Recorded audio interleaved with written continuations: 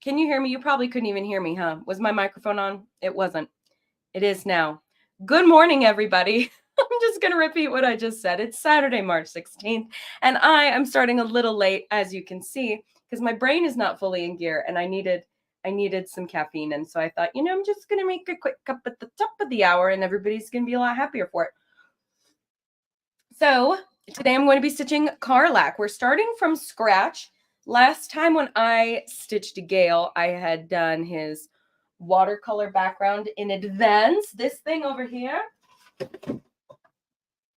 Okay, we had Gale and his watercolor background. I'm going to quickly change my view. There we go.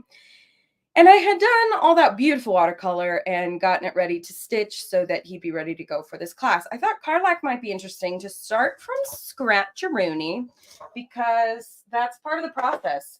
The only thing I predetermined is doing like a natural oatmeal colored fabric.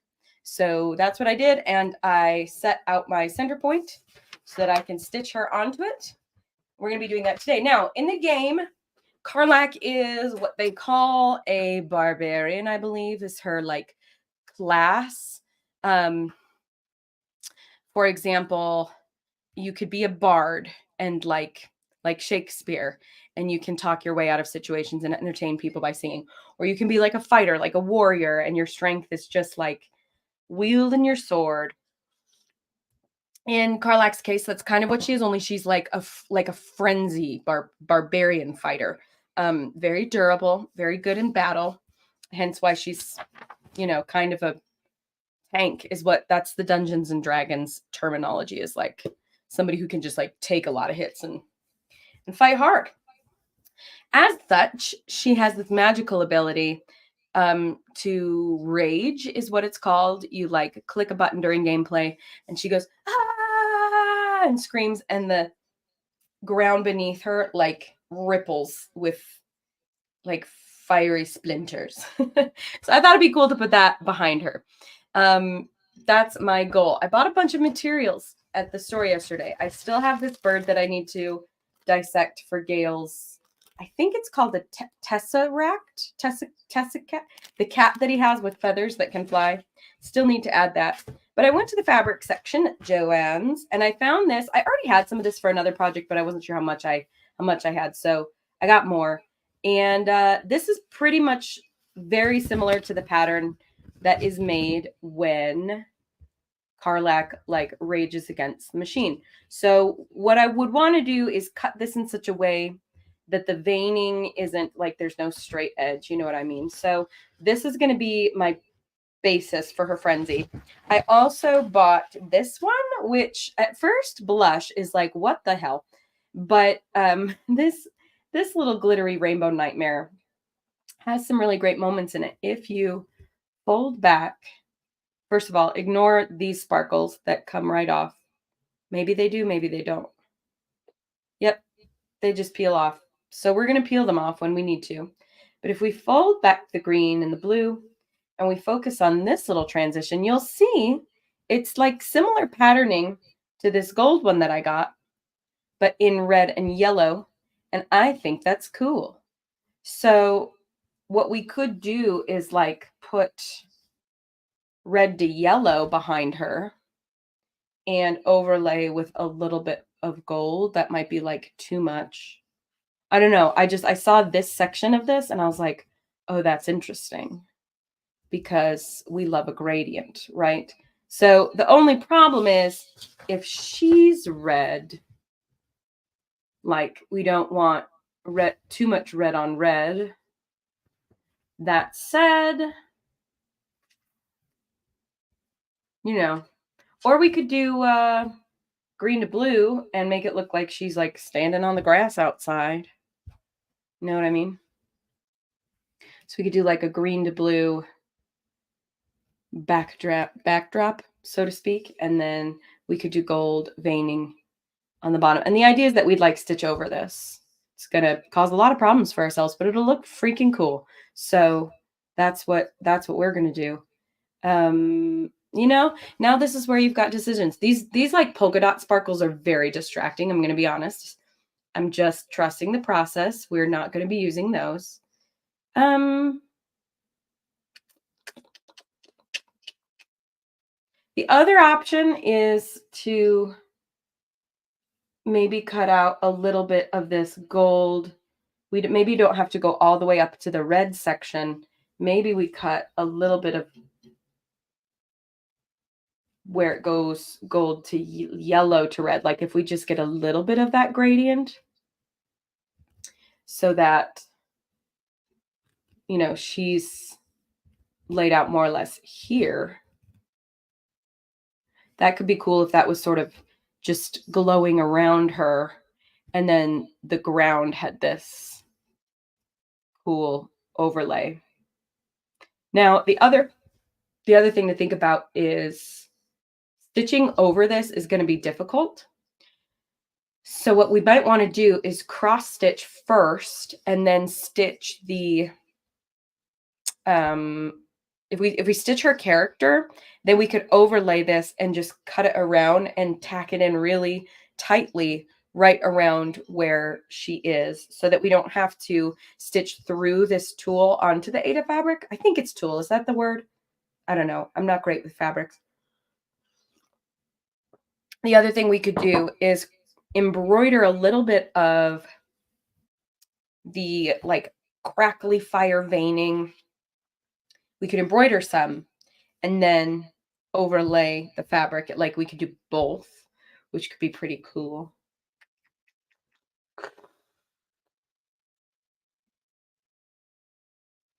Decisions.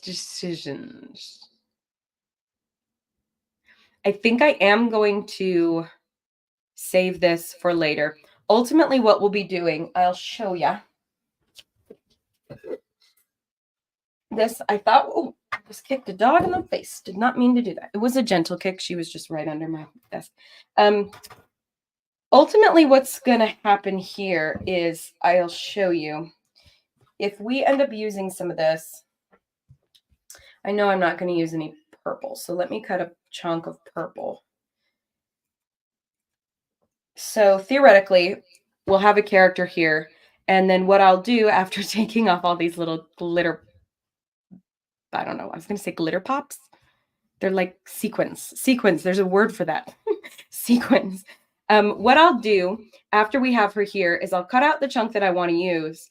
And basically, I think I'll probably like make room for her and just sort of cut back a little bit at a time until we begin to reveal the character beneath. And then it will be a matter of getting in there with like detail clippers and clipping around her details, you know, just a little thread at a time until my piece of fabric can tuck in around her perfectly.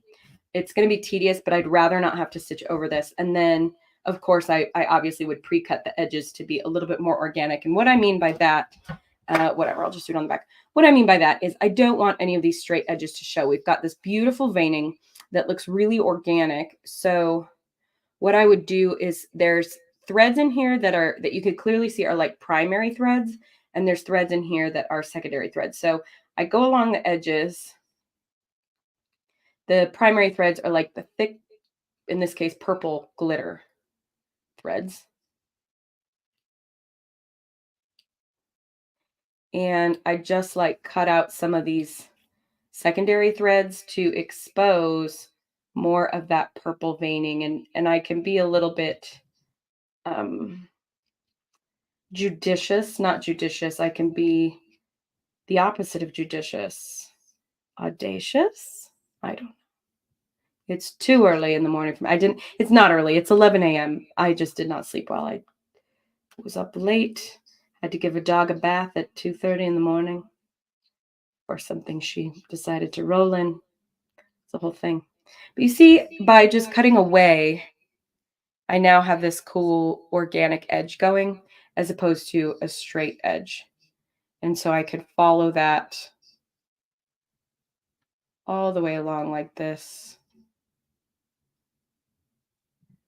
Oh, this one kind of cuts in like this, and then it squiggles up and squiggles over. And then I could get in there and clean it up even more.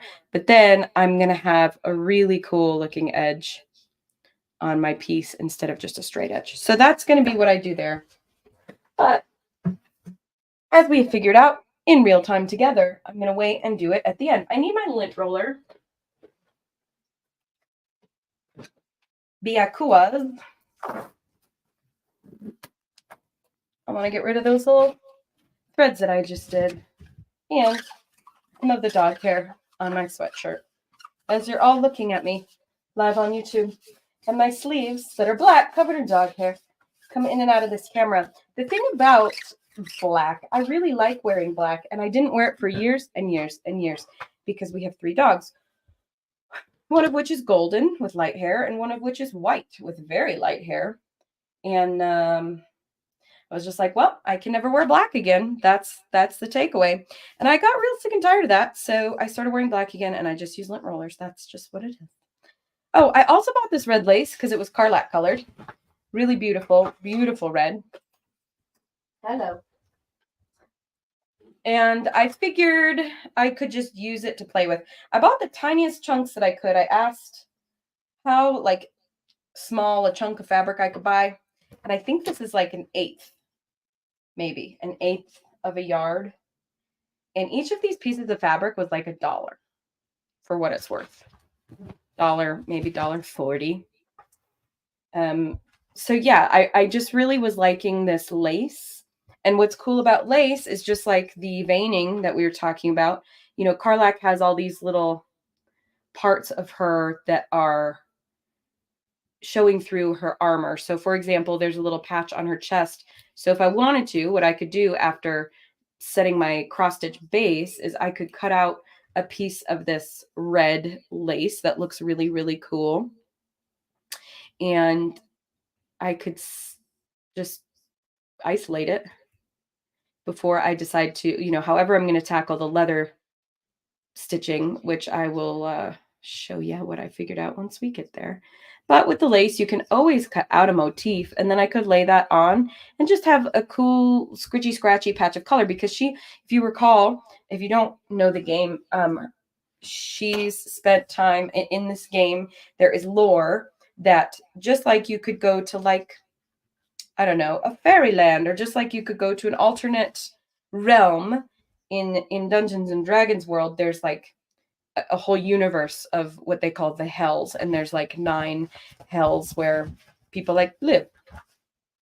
And so what with it being a lot of fire down there, she has a lot of burning in her skin, a lot of scarring, and so to have a texture like that lace over top could be really cool. That's what I'm getting at. So we begin. We've got, I'm going to get my keyboard out the way. We've got my pattern here. Let me, there we go. I'll bring this out and up a little bit. There we go. Hopefully that'll be easier to see. So where do we begin with a portrait like Karlach? This is a really, really great question. Again, she is this red character. I mean, her skin is bright red because she's a tiefling from the hills, and they're all like hues of, well, there's some like blue and purple ones, but they're mostly like reds and oranges, because it's a fantasy character. So I'm just going to pull her picture up on the internet. I have little reference photos here, and those are pretty good. She's not quite this saturated. I would say she's, yeah, it's a little bit, it's just less saturated than that. She's like, or orangish. Yeah. She definitely is more on the orange spectrum of red than on the blue spectrum of red. So I bought a bunch of new red flosses in anticipation for, you know, again, she's got darker lips, she's got some lighter scarring. So I bought a bunch of these just to play with. I also have some in my existing stitch kit. I will pull out post-haste all of these babies. So let's see. I'm just gonna do it like look. There we go. So you guys can see what I'm working with. Okay, so Karlach. This one's looking pretty good. What is this? 347. Did I buy a new 347? Doesn't look like it. So this one actually looking, this might be even a little too red. 22. I'm just holding it up to like my eye on my screen. This one's pretty good. Even this one could be her skin tone. It's a little bit more orange. I don't know if it looks that way on my camera or not, but it is a bit more in the orange hues. I have a bucket of floss over here. I'm going to go get it. Because if she's, if she's more of this like burnt orange, that's interesting. Is she? It's, that's looking, oh, that's the exact same color. Okay. That one could work a little bit darker. Yeah, there's more orange pulling through here, just looking at her on the screen. Color matching is going to be one of the easiest ways that you can evoke the look of somebody that you're going for. Whether you're doing a fantasy character that has red or orange skin tone, like quite literally, or whether you're doing a human person with a peachy skin tone like this, or a chocolatey, caramely skin tone. Color matching is one of the best ways that you can achieve likeness within the constraints of these tiny little Stitch People characters. So that's just a pro tip. I always say that I'm not going to teach as much on these things, and to be honest with you, that's impossible for me. I'm going to check my chats. Who's my favorite character in the game? Halcyon. I really like Halcyon. I like him a lot. And it's not just because he's handsome. He's a druid, and that's kind of my vibe. Not my cat yelling when you do the scream of Karlach. Haha, that's cute. Rainbow fabric. Oh, they're starting soon. Thank you. Oh, I didn't even notice the ticker. Hide the ticker. Thanks. Yeah, no, we started 20 minutes ago. Okay, so as far as choosing your skin tone goes, what's we gonna do? With so many decisions ahead of us. Now, listen, there's also with Karlach the question of like your screen resolution, your monitor, if you're playing on your PC or your TV, and how those colors come through. So some people might perceive her as like a bright red tiefling. Others might have this more muted version in mind. So at the end of the day, you kind of just have to pick. You also want to pick in context of what other elements you have to deal with. For example, she's got this black hair, and I did get new black just to, I love a fresh skein of black and white. So she's got black hair that we'll be stitching, and that will have some of these more like cranberry red hues in it, just based on what we see there. So like these will probably be the red tones in her hair. That's going to be too bright.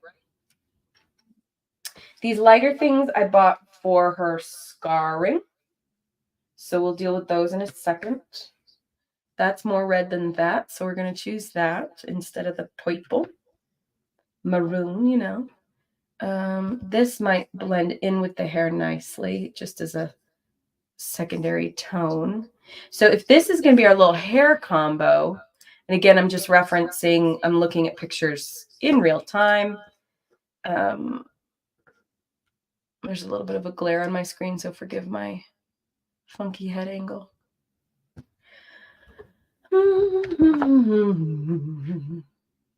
Okay, that's funny because Karlach does that all the time. That's like she'll just hum as she's waiting for you. Da da da da da. She and I are like, if I had to choose a character that I'm most like, it's probably her. She's a fun character.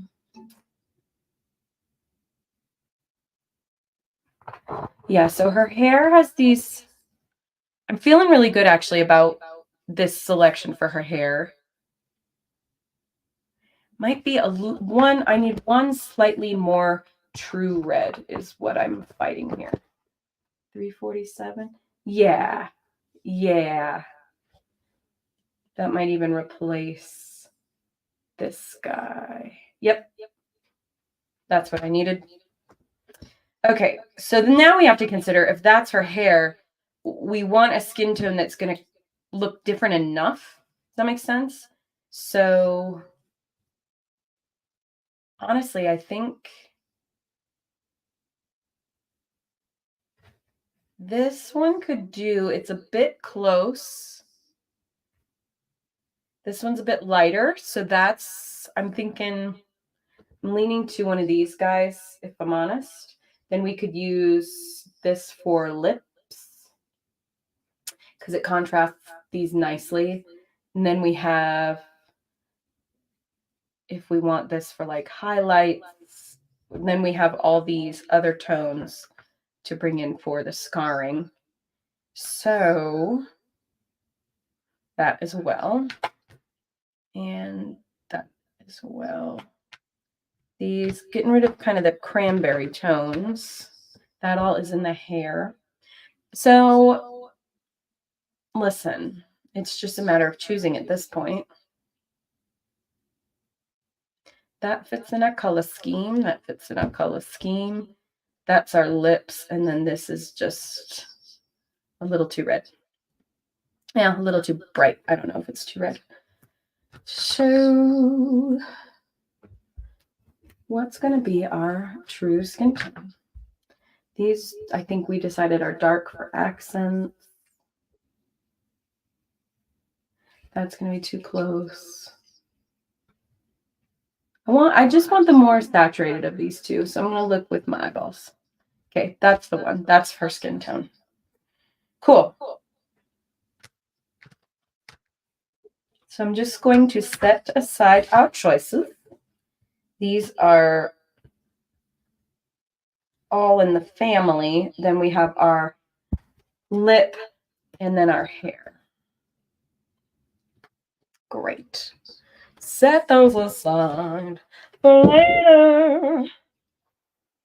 Don't need this one anymore. Yeah, okay. So, Karlach. We've got our pattern. We've got our center point. I use a Q-snap instead of an embroidery hoop.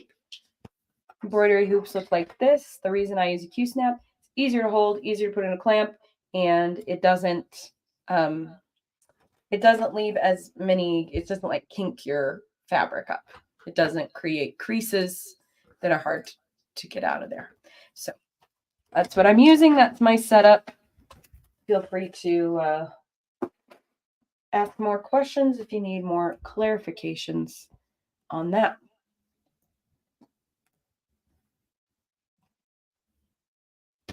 Now, how to get started. That's what we're going to do. Gail, I believe I had pre-stitched some stuff. I didn't do that with Karlach. I thought, let's cover some different stuff.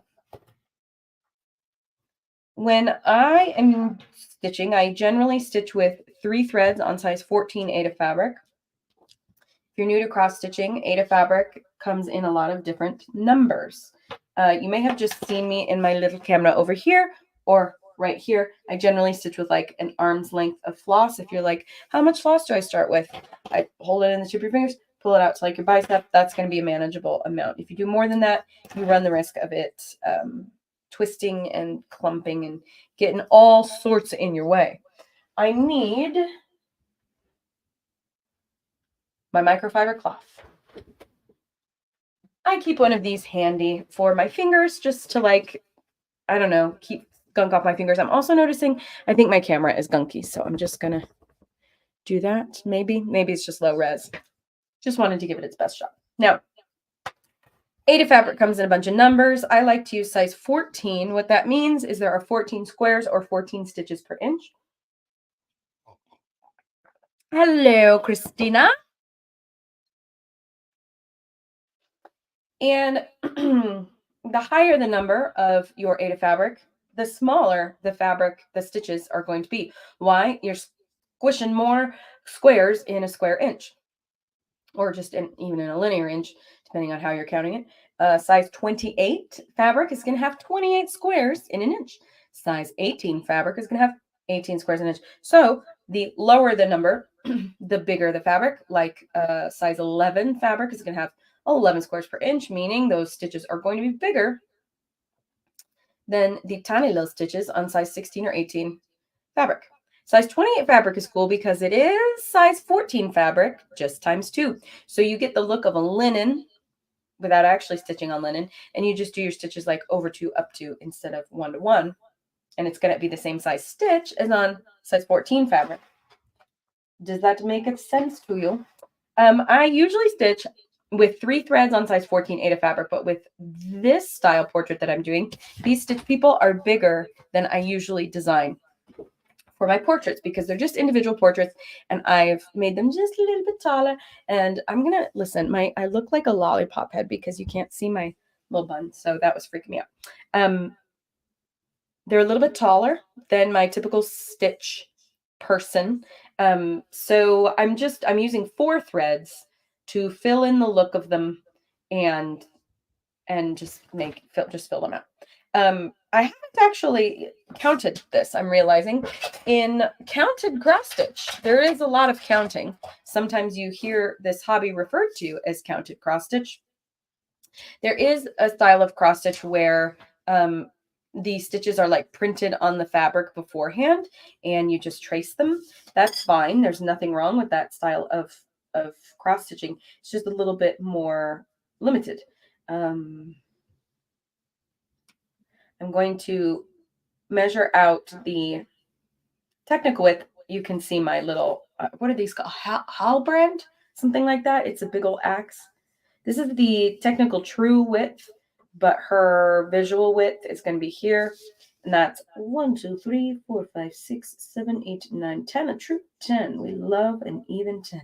11, 12, 13, 14, 15, 16, 17, 18. 18 is the total width to the edge of her battle axe, like Gimli. And then her height. Let's check it out.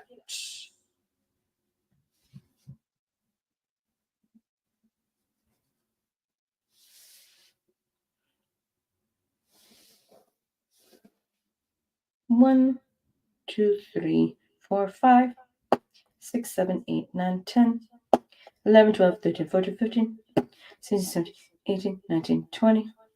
1, 2, 2, 3, 4, 5, 6, 25, 26, 27, 28, 29, 30. 1, 2, 3, 3, 4, 5, 7, 3, 39, 40. 42. She's 42 tall. Why do I need to know that? So that I can center on my fabric. 42? What's 42 divided by 2? Ayo, that's going to be 21. So we're going to do from our center point 21 squares up and down so that she's perfectly centered. 1, 2, 3, 4, 5, 6, 7, 8, 9, 10, 11, 12, 13, 14, 16, 17, 18, 19, 20, 21. There's going to be the top of her head. 1, 2, 3, 4, 5, 6, 7, 8, 9, 10, 11, 12. There's the bottom. Now we know. And I am going to center her just, I'm going to go, she's 10 wide. 1, 2, 3, 4, 5. 1, 2, 3, 4, 5. There we go.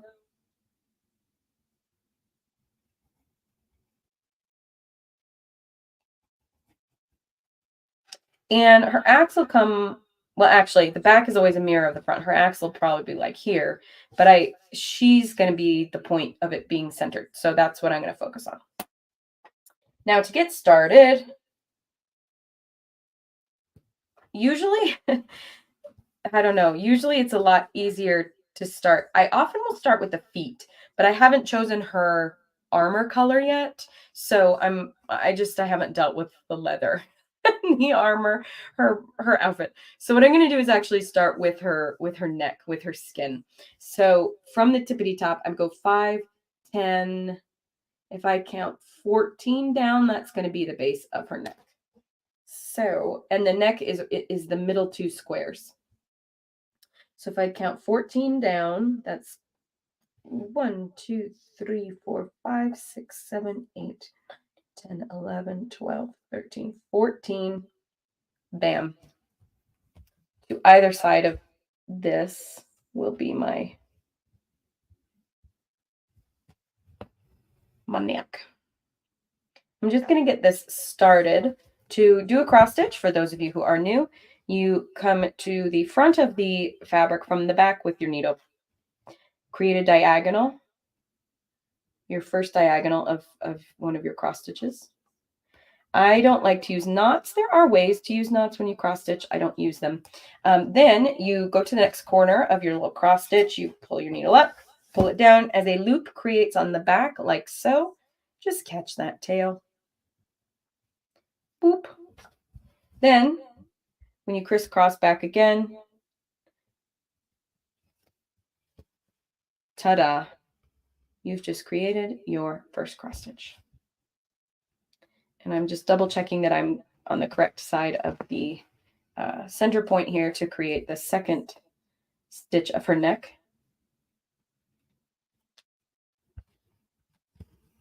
One diagonal and 2 diagonals.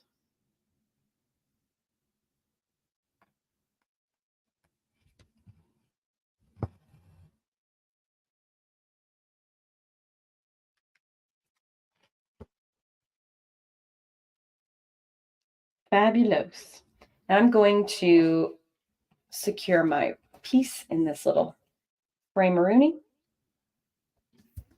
And I'm going to work my way up following this pattern that I have. And her neck is 4 total squares. One thing you want to keep in mind while you're cross stitching is to keep your diagonals uniform. Every cross stitch, oop, I bumped my camera. Every cross stitch is made up of 2 overlapping diagonals. So you just want to make sure that all of your under diagonals and all of your over diagonals are the same. Another way you can make your cross stitch look super pro is to make sure your threads lay flat. One of the ways you can do this is at the beginning of your stitching process, as you're threading up your needle, is separate the threads from the skein of floss. Instead of just peeling them apart and threading your needle, you peel apart one thread at a time, lay them together side by side by side. They'll lose the twist a little bit anyway, and it'll make your stitches look more flat. The other thing you can do is a technique called railroading. I'll do it right now. As you prepare to create your stitch on the front of your fabric, you simply push your needle through the threads of your floss. You don't want to, what am I trying to say? You don't want to stab through the twist, the thread, the fibers of the threads themselves. Rather, you just want to get in between your combination of threads. I'm using 4 threads, so I'm just splitting through those. And there's something to the physics of that is aids the floss in laying more flat. And that is useful, and it makes your stitching look really good and clean.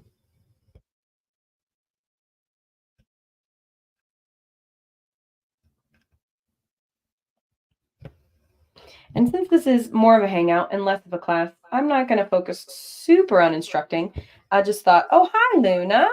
Hi. I was going to say, I just mostly want to hang out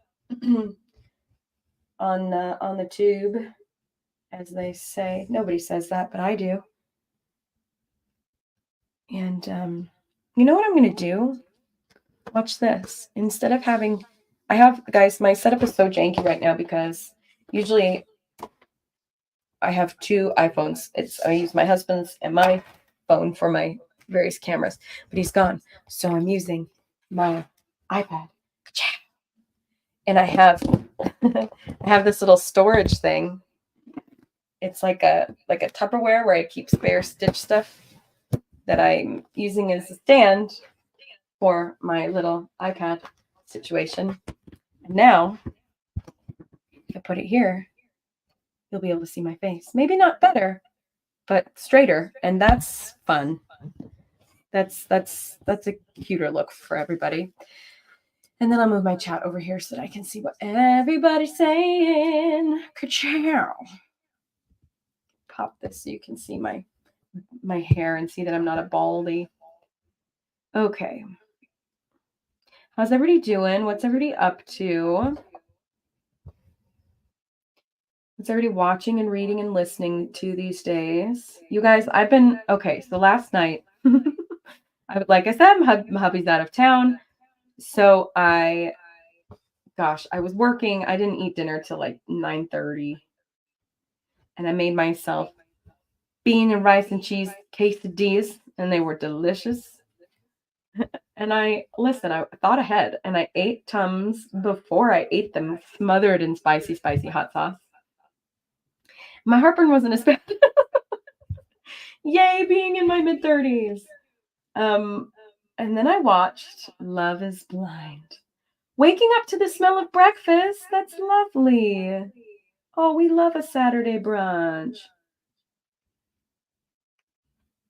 But yeah, I've been watching the latest season of this show. It's you guys, it's so so bad. Spencer texted and was like, "How's your night going?" He he's visiting his parents right now, and just I texted him. I was like, "I can't look away. These people are horrendous." Like this one guy goes out to like make an appearance at a friend's birthday party. He's gone for like an hour and a half. Assuming that's correct, but like the girl wasn't contesting it. She was just mad that he went at all. And he had asked her if she wanted to go, and she said no. And he was like, "All right, well, I'll be back in a bit," And he went out to his friend's birthday and like had a drink and came back. And she was like, "I just don't want to be with somebody who's out partying all the time." And he was like, "I wasn't. I was gone for an hour and a half, and most of it was driving, and I had one drink and like said hi to my friend and came." Like she like just blowing everything out of proportion. The drama is so out of control. Like I can't. You just watch these conversations happen, and sometimes I'm like, is this real? Like, are they really conflating this? I just in no way in my mind does she get from A to Z on that. Like, a grown-ass man can, like, you don't have to be attached at the hip. He can go see his friends, and if you don't want to go, that's on you. And like, it's okay to just stay home and have a night in if that's what you need. And then he can just go, like, what's the problem? Like, I literally don't see the problem. It was, anyway, that conversation, I was like open mouth disbelief watching this. Like, oh my gosh. Ugh. Like, wow. Wow. Yeah, Love is Blind is like the only reality show. I tried The Bachelor with my sister. And here's the thing, like,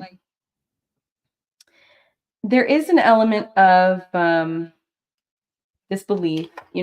I think people who go on these shows know that it's the show and it's for entertainment. And I think most people watching these shows know that like this is not real reality, right? It's like fake reality. There are producers and there are they got to keep the drama to keep the viewers. Like there's formulas in play here. And I get that. Love is Blind, I think people are really genuinely trying to get married. And so there's like one step closer to people at least maybe trying to be a little more genuine and real. Whether they are or not, I don't know. But reality is hard for me, but there's something about Love is Blind that's just fascinating. Because it's such a terrible premise too. Like, talk to people behind a wall, see if you can fall in love, which, like, okay, I believe that's a thing. Then you have to propose to them to see them for the first time. You go away for a week on like some honeymoon. Then you start living together, and like 2 weeks later, you're getting married. Like, my brain is still mentally in January. Like, it feels like I only just took my Christmas decorations down. To think of somebody getting married faster than that, because it's March, and that's like 2 months away from having taken down my Christmas decorations at the start of the month. Like, whoa, whoa, Betty, that's just a lot. Just a lot. Reading the same book since January. Not a bad one. Having a hard time getting into the story. Yeah, because you're a fast reader. If you've been working on it since January, that's a you're good to want to keep going. I used to be somebody who had to like finish every book I started, and I found it very freeing to let go of that. I don't finish every movie I start. I don't finish every show that I start. Why do I have this weird like moral code about finishing a book? I used to, and sometimes I struggle, but you know, life happens. Life gets in the way sometimes. You don't always get to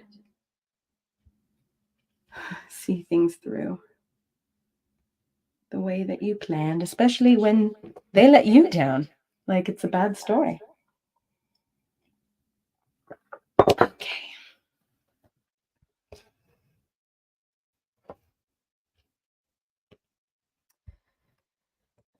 Justin Timberlake released a new album. Listened to that yesterday. It's an interesting thing. His first song on the album is a little bit, it's like one of those like, they told me I should be famous, but I was lonely anyway, and you know, it's the cost of fame, there's a price to fame kind of songs. I get that. I think it would be very, very, very difficult to be that famous. I really do. I have like a very significant empathy for that. It's yeah, I think it would be very hard. But also be careful because you're like a billionaire, so.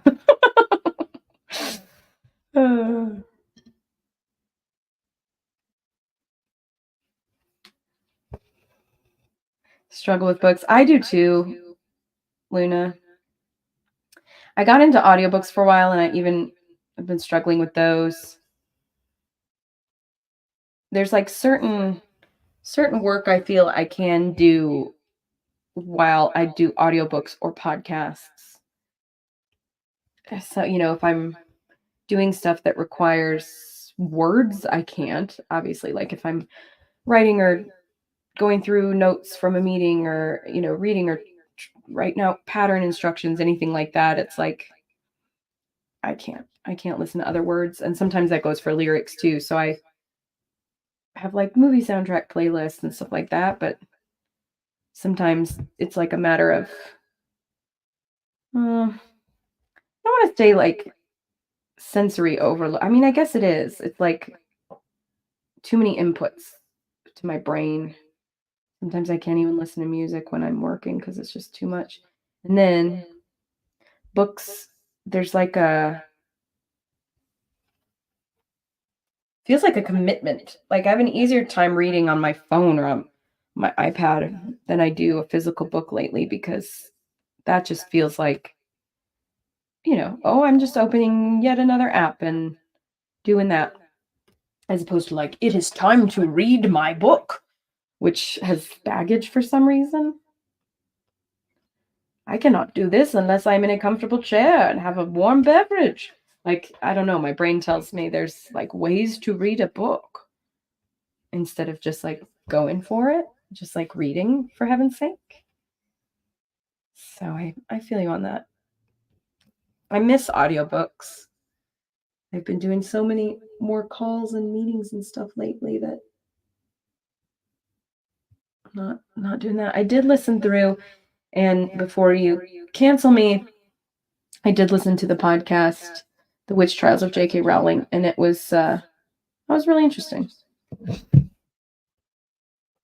Just interesting to hear how that whole situation went down. They interview her and they interview other people she impacted, and the reason I really resonated is the host used to be part of the Westboro Baptist Church and left, and they're an even more high demand, high conservative, high, super, super high demand religion. Um, so the fact that the host of the podcast left a super high demand religion, which I have also done, the way she comes at the issue is just, I really relate with it. Um, the way she has had to like reassess her own beliefs, um, and like the way she asks her questions and encouraging other people to do the same, and just learning and being curious about them. I really liked it. I thought it was really well done. I've been trying to catch up a little bit on Criminal, but then not Criminal, Crime Junkie. That bums me out lately. I can't listen to it. I can't right now. For some reason, I'm just like, I don't want to hear about murder and the grief and the ugh. So then I started listening to Factually by Adam Conover. That one's really good. His latest interviews are with people who have written books or have an expertise in like social media algorithms, and I think he did an AI. I also listened to an episode of You Are Not So Smart with a whole panel of guys who study AI, and they found that like they put together a bunch of groups for brainstorming, and they found that people who had to accomplish a goal via like group work and brainstorm came up with more creative ideas generally when they did not have access to an AI tool, because the people who did have access to the AI tool assumed the AI tool had like superior intelligence or, access to the internet, whatever. So when they were like, give us ideas to solve this problem, then it did. And that's like where it stopped. Versus there were some people who utilized uh, Chat GPT differently. Anyway, that was a really interesting podcast because they talk about how to best utilize Chat GPT for maximizing its potential instead of just treating it like another Google. Like, hey, Chat GPT, give me a recipe for spiced pork. I don't know.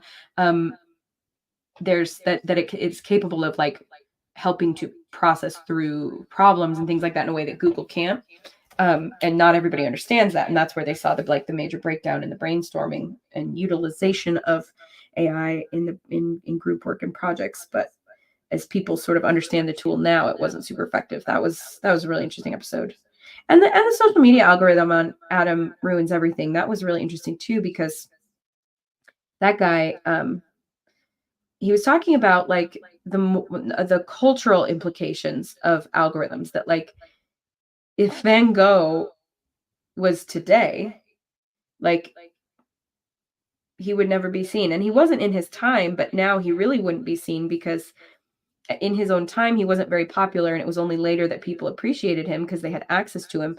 But if the algorithm were to bury his content because people weren't engaging with it, and so he didn't go viral, he wasn't popular, like he's going to be lost to history, right? So it's just this interesting conundrum of all artists and creators and makers are having to utilize social media to get their stuff out there, but social media isn't set up to be human driven anymore. It's algorithm driven, and that has cultural implications. And so they gave some really good tips for like, it's not that social media is bad, but like be sure to follow people who are making their own recommendations about, oh, I listened to this album, go check it out, instead of just waiting for Spotify to like feed you the next thing. The difference between like human processing and uh, judgment on cultural things.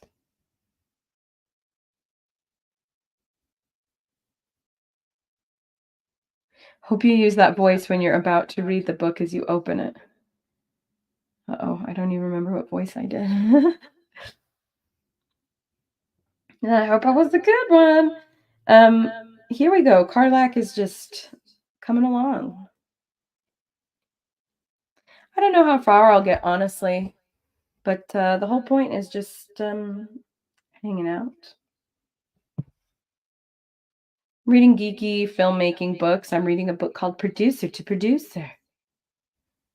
And I have a book I've been working on called Creativity Inc. That one's actually really, really interesting. It's about Pixar and how Pixar became what it is and like how it started and grew and what their yeah, Luna, how interesting about AI algorithms, social media. Yeah, it's just something you don't think about that like they even talk about even in the early days of the internet, things that went viral is because we like attached them to emails and sent them to each other. Like, oh, you need to watch this video, attach. So now we just wait for the algorithm to feed us. And they talk about the monetization of these things that even like TikTok isn't what it used to be. The For You page used to be not based on what you were already following. It would just feed you interesting random things. And that's how a lot of people would come across something new. But now the For You page is all like shopping. And it's, you know, the more these companies monetize, the more they become impersonal. So that was interesting. I need to crack my back. There we go. There we go. Perfect. Alrighty. Now we're getting into ear and eye territory. I'm not going to do her ears because they're pointy, skinny little ears. And I have, in my opinion, too many threads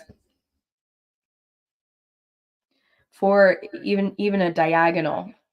A single diagonal is going to be a little too thick. So I'll probably add the ears after the fact.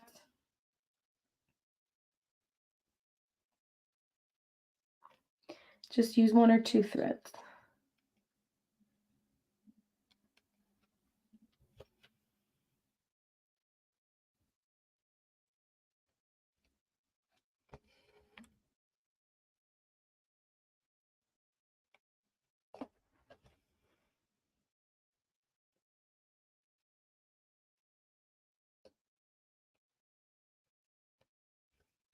Do do do do. Do boo do boo do boo. Oh, I've been watching or got caught up. Wait, how interesting about the AI algorithms or hot men. Oh, I don't know what I said that's in response to.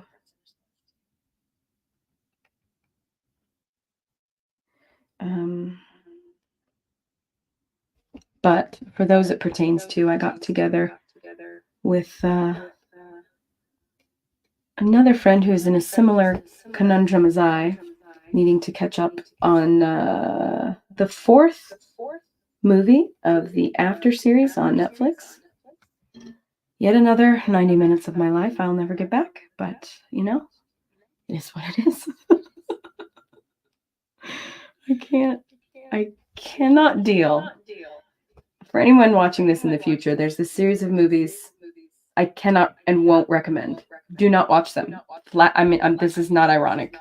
They're terrible on Netflix. These after is the first one, and then After We Fell, After Ever Happy, I think is the last one I watched. Based on like terrible romance novels. They have no plot. This is what makes me very angry.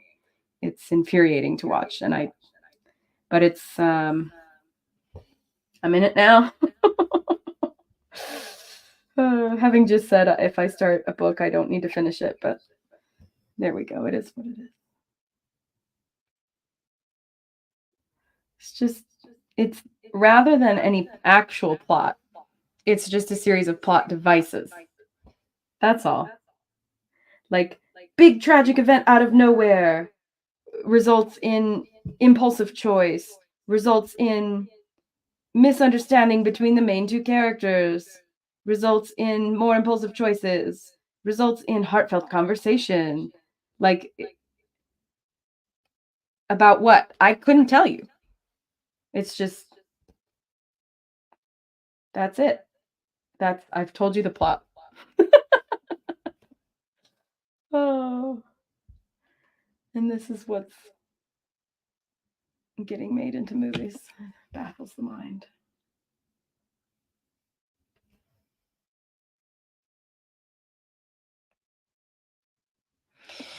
All right, now I gotta see where her hair is going. I'm gonna do one more stitch, just looking at the pattern. And I'll use my pointy little point. I've done the neck, I've done the chin, I've done the 2 rows beneath the eyes and the row where the eyes are gonna go. I'm gonna do a full row up above, and then I'll do this stitch on the left all the way over. I will skip the stitch on the right. I'll probably fill in a little couple half stitches, couple full stitches, couple half stitches. The horns are going to be a whole vibe. Never done stitched horns before. I don't know. I'm going to tackle those. That'll be fun. We'll do those next. No, we'll do her eyes next because I hate having eyeless portraits. They kind of freak me out.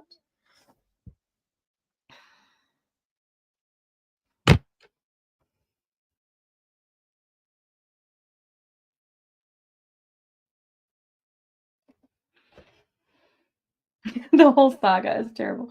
I hate to say I have to agree. It's just there's no substance.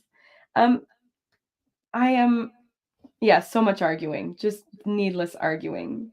And then they're like, all we do is argue with each other. And it's like, but I love you. And it's like, why? Oh gosh, it's just bad.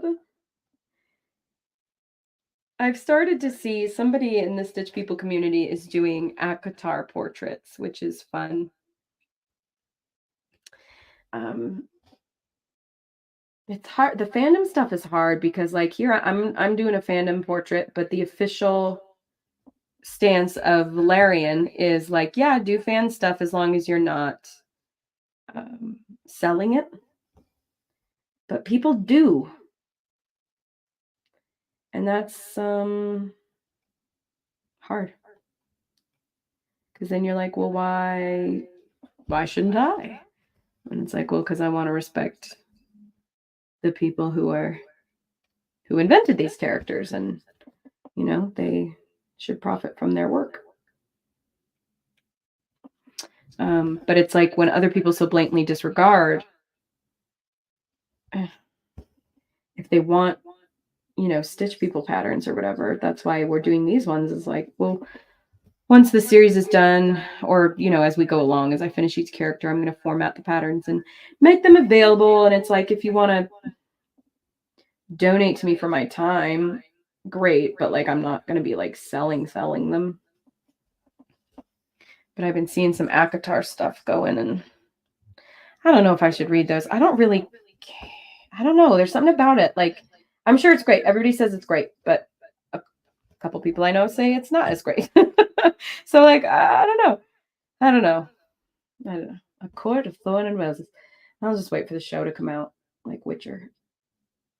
I'm so curious to see the new Liam Hemsworth Witcher.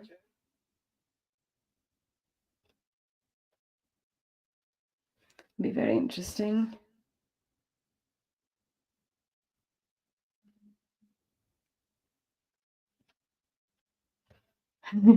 Because we're meant to be together. That's right. Like, are you though? Are you? Like, you're just meant to be arguing and miserable your whole life? Is that what you're saying? Is that the story you're telling yourself? You, like, 21-year-old kid, you, by the way?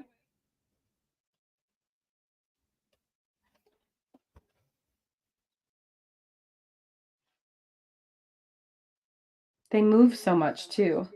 I don't even know where they are when they start, but can't remember. But then it's like off to Seattle and then off to New York and then off to, like, okay, calm down.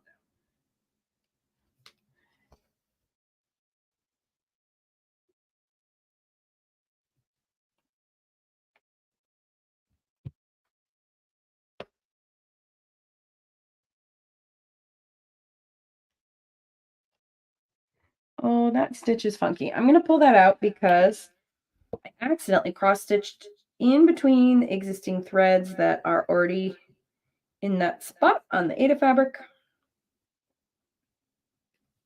It's going to look weird to me for the rest of the time that I'm working on this. So I'm not gonna stop. I'm not gonna pass go and collect my $200. That's a Monopoly reference. I'm just going to turn back around. Turn around and fix it. Every now and then I fall apart. And I need it more tonight. And I need it more than ever. That's fine. It's who we all could use an 80s power ballad at noon.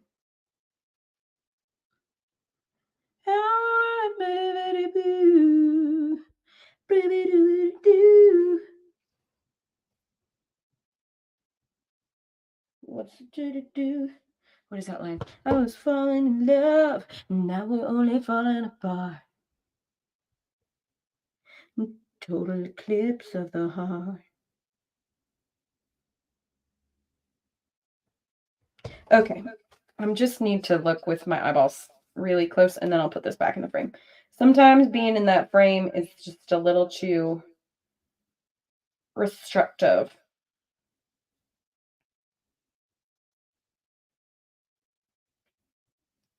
There is a precision to this craft. Believe it or not, this tiny little super detailed craft that we do.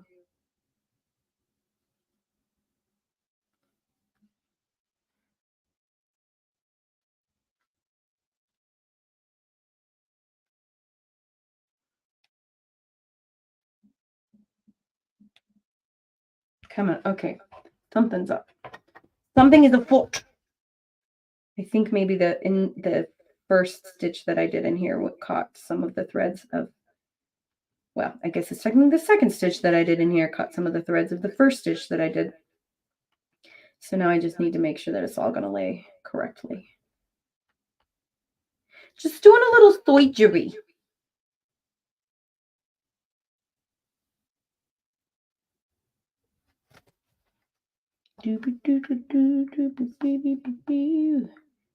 Now only falling apart. Total eclipse of the. Okay. I think we have recovered. Yes. Indeed. Just gonna finish out this row, and because then I need to swap out my floss anyway, because we're getting to the end of the line. Not a lot left on the needle. What are we gonna do about it? We're gonna change out the floss. There we go. Turn around, bright eyes. Every now and then I fall apart. It's gonna be in my head all day. All right. So we're gonna tie that off. I'm gonna clip it. Clip it good. Dun, dun, dun, dun, dun, dun. Okay.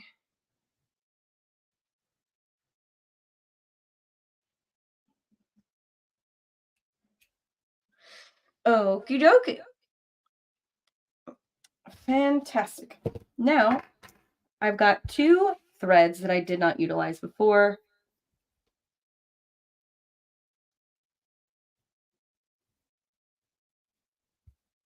And I'm just going to fold these over because I don't need to cover as much space right now to finish off the folded.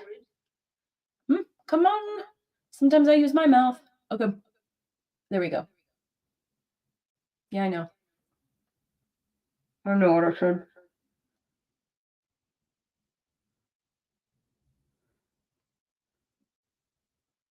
But when you pull the threads apart, sometimes they twist together and it makes a knot. So it helps to have a additional point of tension. Okay.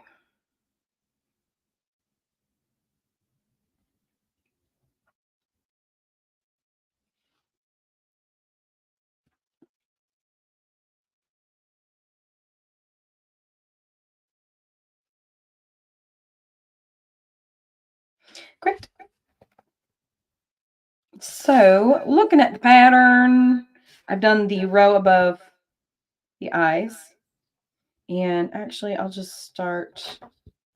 Nope, I wanted to start on the right side. That's what I wanted. Any way you want it, that's the way you need it. Any way you want it.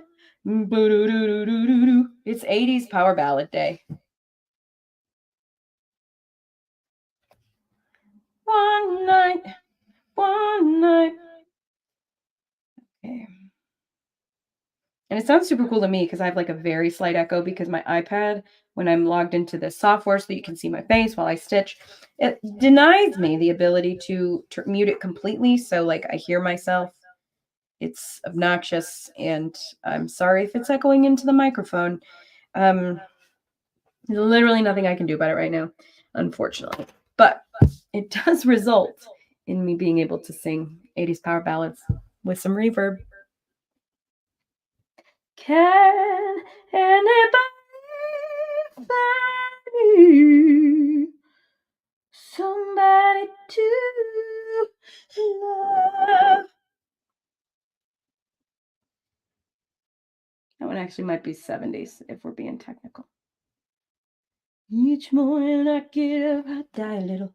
I can't better stay on my feet. Take a look in the mirror and cry. What you doing to me? Okay. Back to stitching Karlach. Stitching her head. Stitching her forehead before we stitch the horns. It's a much less inspired song. Much less.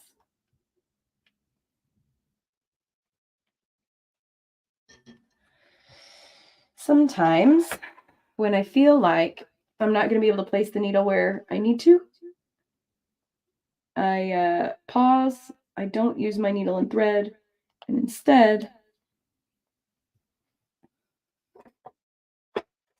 I go in with a different needle and sort of pave the way.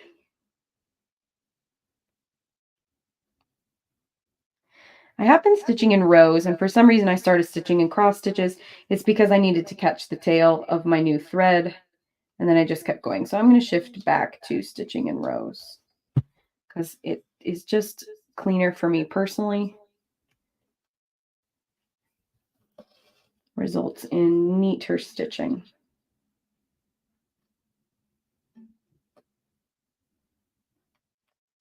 It is still so freaking windy.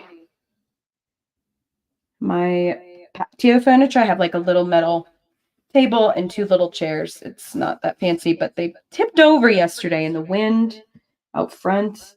I lobbed the head off of a tree a few weeks ago and I had it potted, trying to get it to root so that I could plant it elsewhere, and that fell out of the pot. And I think it's a goner. It's the whole thing. Put all this weed barrier in my backyard to protect the doggies' little pawsies.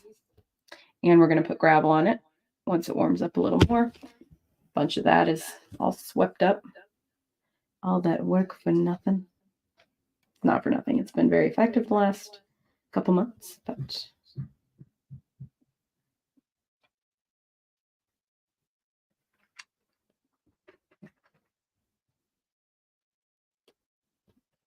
we live at the mouth of a canyon, and so the wind just, our neighbors planted a tree maybe 10 years ago, and it's like perma swept.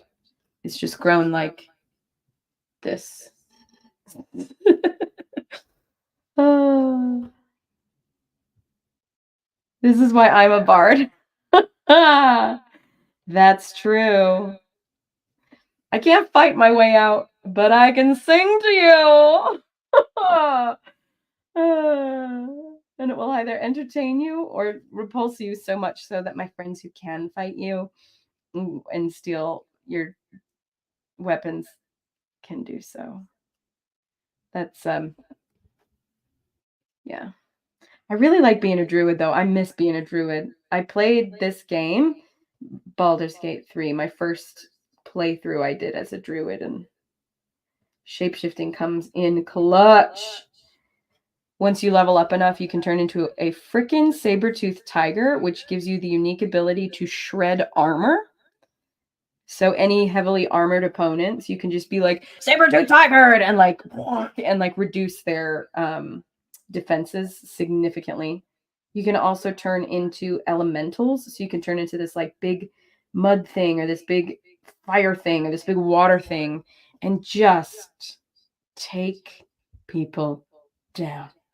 Because I usually would do the earth one. It's like mud, so you can stick people in the mud, you can suffocate them in mud, and then I can't remember if all of the elementals have this option, but definitely the earth one does, where you can turn yourself into steel.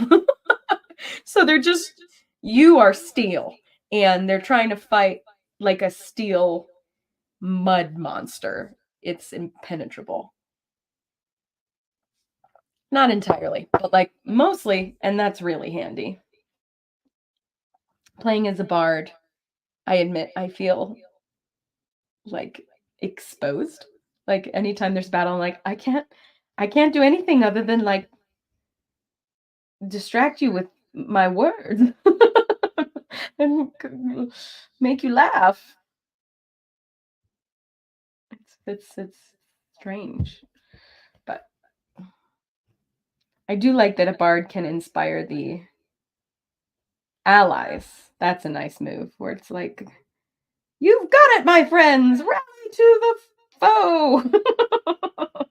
And then everybody's like, aha, I feel rested and ready because of my friend. Like, okay, that works for me. That's on brand. Like, I have nothing useful to add, but I really believe in you. In real life, though, I'm actually really great in a crisis. That's an interesting thing my hubs and I have learned. Spencer's way better with like day-to-day stuff. Doesn't phase him. For me, I get freaked out about the mundanity of life. But in an emergency, I'm unfazed, baby. I get the shakes after, like a freaking animal. You know, like you ever seen those nature docs where like a gazelle outruns a lion and then it's just standing there just like with all the adrenaline because it got free, but then it has all this adrenaline to cast off. That's fully me. It's like, cool, emergency, great. I'll navigate. Get us through it. And then after I'm like, what just happened?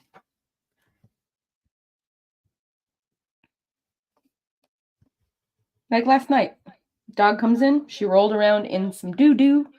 Like, I didn't think twice. Immediately in the shower. Like, come on, just dealing with it. And it was only after the fact that I was like, that was the worst. I don't know.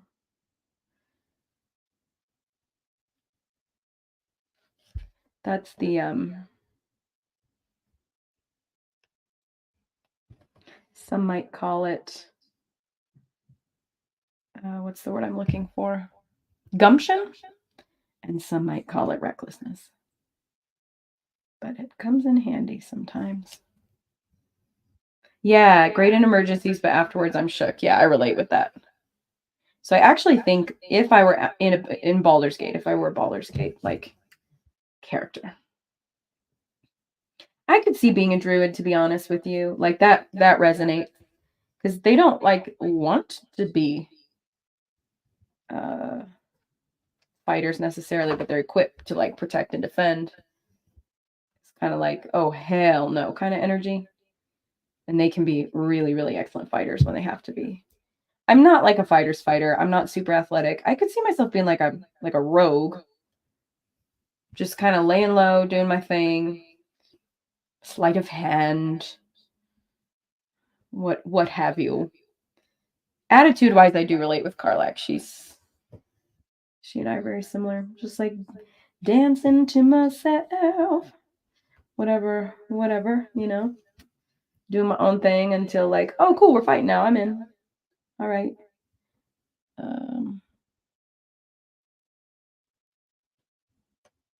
Okay.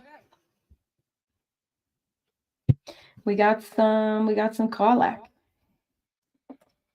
face to fill in.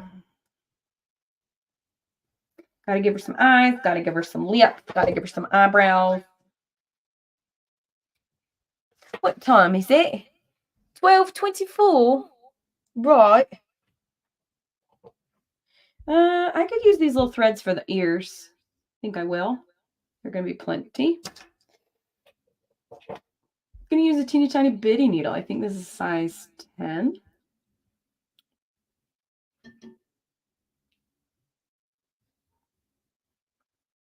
Just for precision, because the ears do utilize half stitches, as you can see in the pattern what we developed last week. So I'm going to just going to use one thread. We'll see if this is enough to build up these ears one at a time. Because I really want the precision of the pointed ear. So the pointed ear is 1 square above the eye. And it starts, let's see, we have like a half ear stitch. Okay. So the angle of the pointed ear comes up this way. And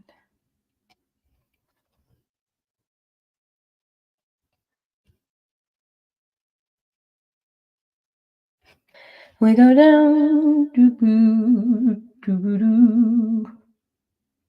I should just start taking requests.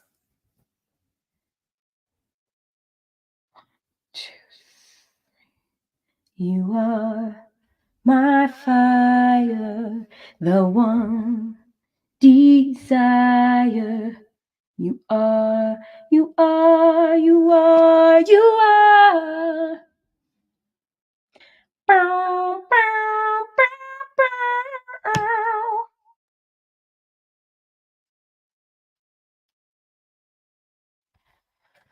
Don't know why that one popped into my head, but it did.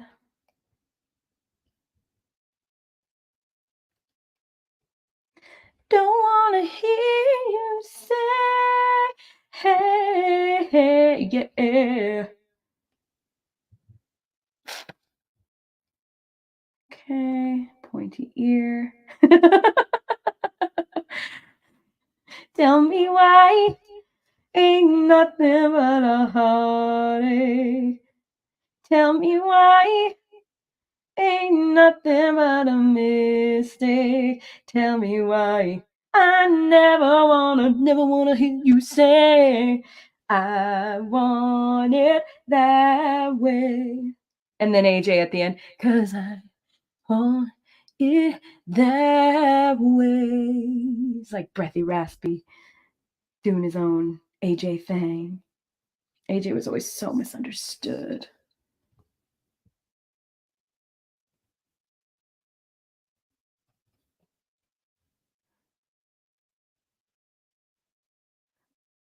Yeah, AJ got to do that. I love that he like tried a solo career and everyone was like, nah. Was AJ your favorite, Luna? Kevin was mine. I'm such a type. Tall, dark, and brooding.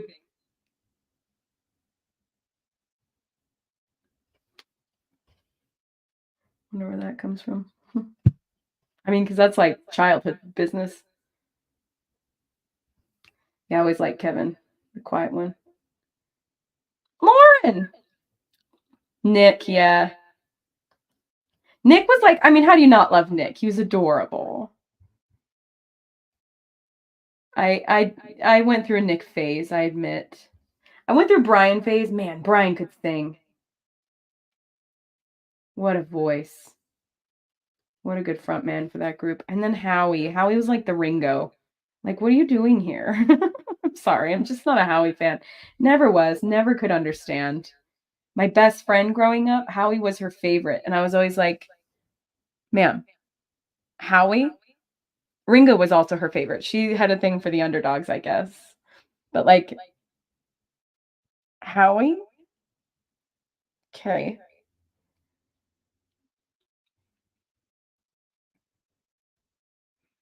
Guess somebody's gotta have Howie as a favorite. Howie. Howie. Okay, what about NSYNC? I liked I like Justin Timberlake, especially once his own career went, I'm a JT fan. I loved what was his album in 2007? I'm bringing sexy back. That was a good album. Was it called Sexy Back? Anyway, um, I also liked JT. Yeah, JT. I think was like my favorite NSYNC member. But then when they split up and Justin did his music slaps. So I like Justin Timberlake.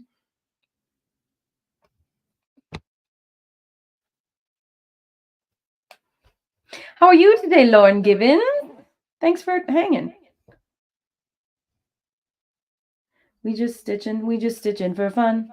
Stitching a car like stitching for fun. And singing apparently. Caffeine's starting to hit. We're pretty glad about that, to be honest. Needed it. Okay, so I got the shape of this pointy ear in, so I'm just gonna flush it out, make sure it works, make sure it looks right. That's why I'm doing like one thread at a time in here, because I didn't want to build it up too quickly and have it look wrong.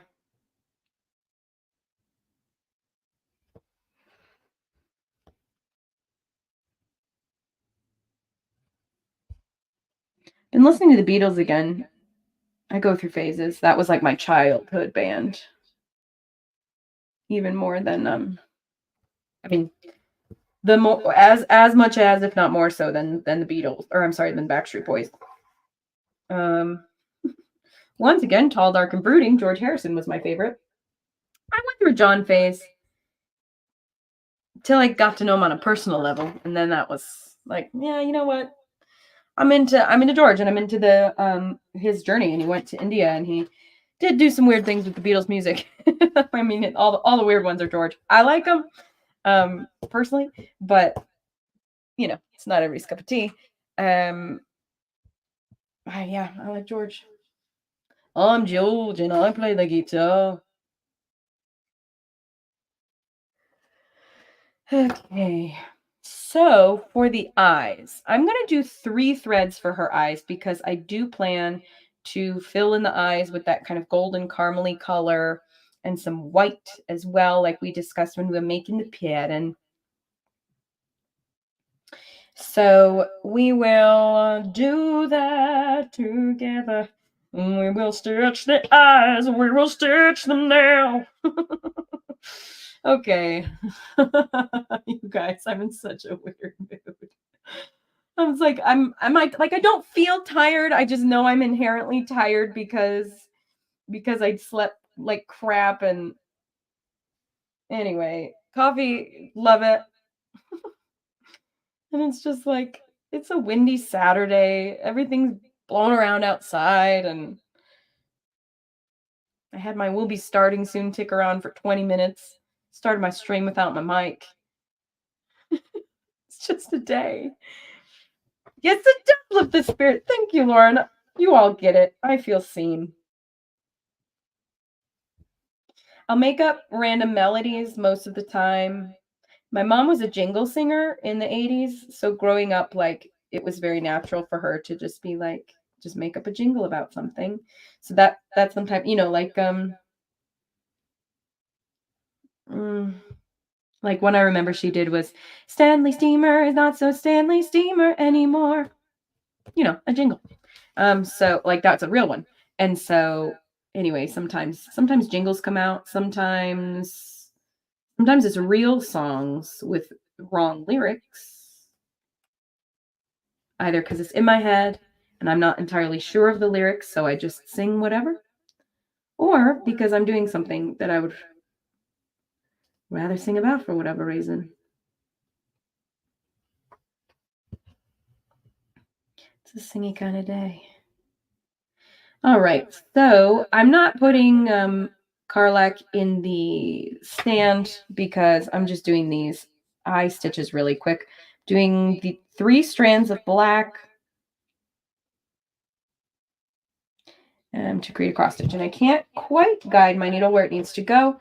So I'm just going to get in here and use a different needle, slightly thicker needle, to loosen up some space. Because with so much cross stitching, so many threads, utilizing the holes of the 8 of fabric, it's bound to get a little overcrowded. I've got to make room.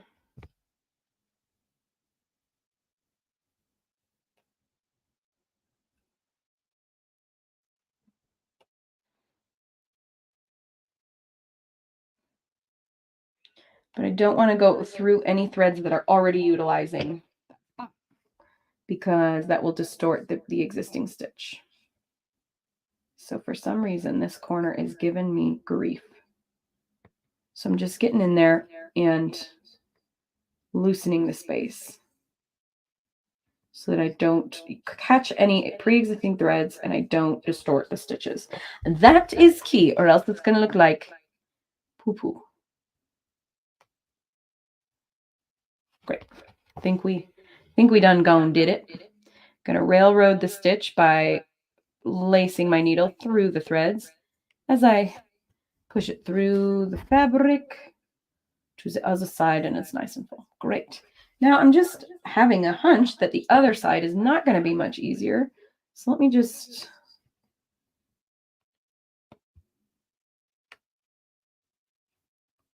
prep this square for a stitch.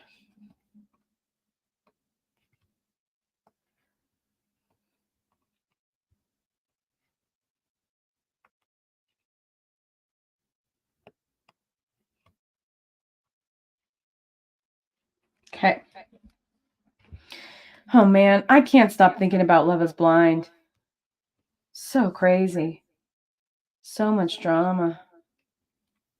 Like it's to the point where I don't know if I'm going to keep watching the show, because it's like, holy cow. Somebody mentioned on camera, like, I think they were meeting families, and they're like, well, why did you want to do this experiment? And they were like, well, when else do you get to like have access to a dating pool, basically, I'm paraphrasing, of people who have been like, had a background check done and have been assessed for mental health and this, that, and the other. And that's the first time I've ever heard what like their vetting process is like. And I was like, oh, that's interesting. Just to know, yeah, for sure that okay, they make people do these evals, but to what extent though? Because I tell you what, my gosh, some of these people, did that just make this worse or better? I think it might have just made it worse. I have these lights that I think I'm gonna try attaching to my camera arm. Okay, there we go. There we go. Nice. Just a little bit more brightness. Okay, shine like a diamond. Shine bright like a diamond. Okay, we need a caramel color, like a golden caramel color for Karlach's eyeballs. If I look at her photo on the internet, it's hard to look at because of all my screens stacked in front of each other. She does have like golden eyes, golden brown eyes. So I think what I'm going to do, I'm just looking through my flouses. We could go the route of like just a little brown outline, or we could go the route of something a little bit more caramel. Caramel. Like, no, that's too much.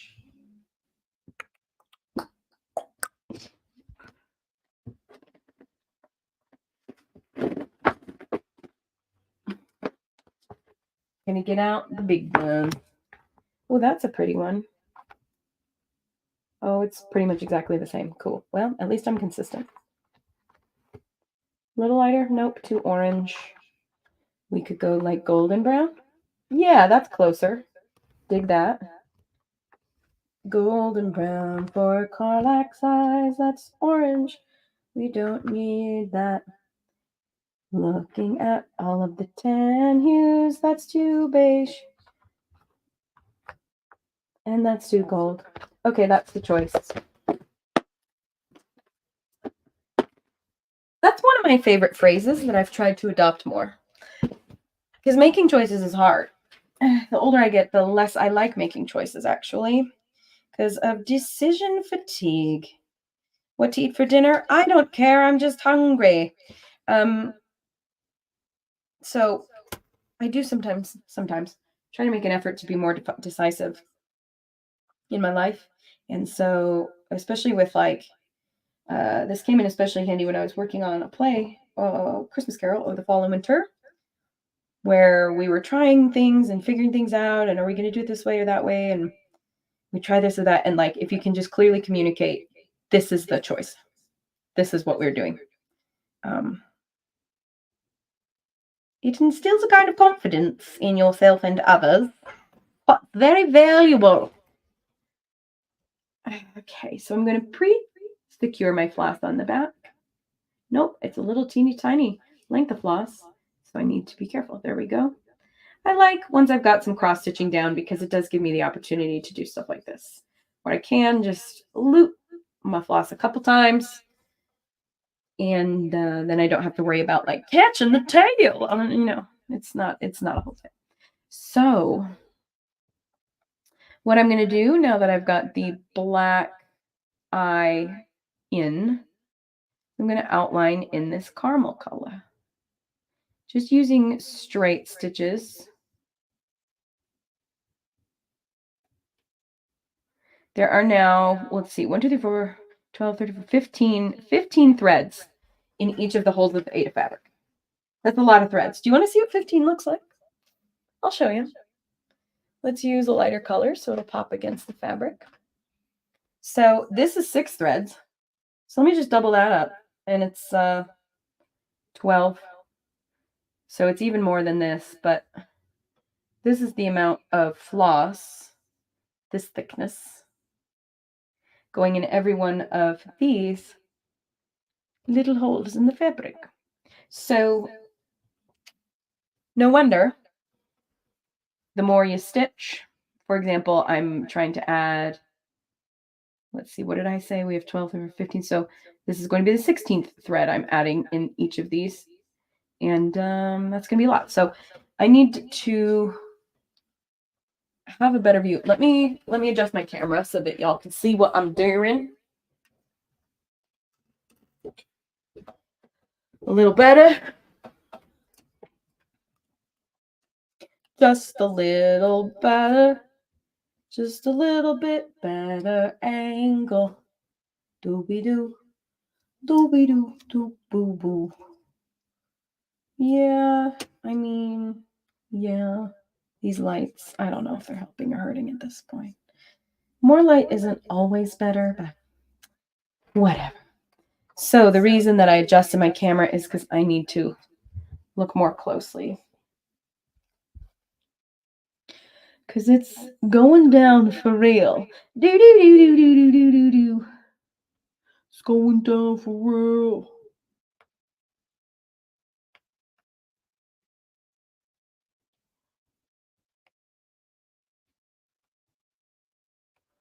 Here we go. Just making sure that the threads already there are going to separate when I bring my needle through, because I don't want to interrupt the flow of the existing stitches. Okay. Scratch my nose. Microfiber cloth because I have makeup on. So that's gonna, yep, we're getting some makeup under the nails. Cool, what time is it? Okay, 12:44. Let me outline these eyes and then I need to go fill up my water bottle and drink some water for hydration.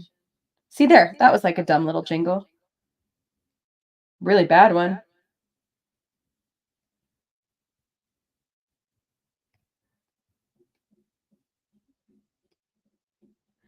See, right now I'm just testing to see which corner of this particular square where her eye is. I'm just seeing which was going to give first, because when I'm straight stitching, it doesn't super matter. It's, cross stitching, it does matter because you need the diagonals to match. The diagonals of all of your cross stitches need to be uniform. But when you're doing straight stitches, there are no diagonals, and that uniformity is not a thing. So I was just sort of poking around until one of these corners gave way for me, and then that's where I can start my straight stitching. Getting a concert, definitely getting your money's worth. Well, and the quality does reflect the price, doesn't it? Free stream and buy my album, available now. Gotta get my water bottle, stay hydrated. Whatever I just sang. Super quality stuff.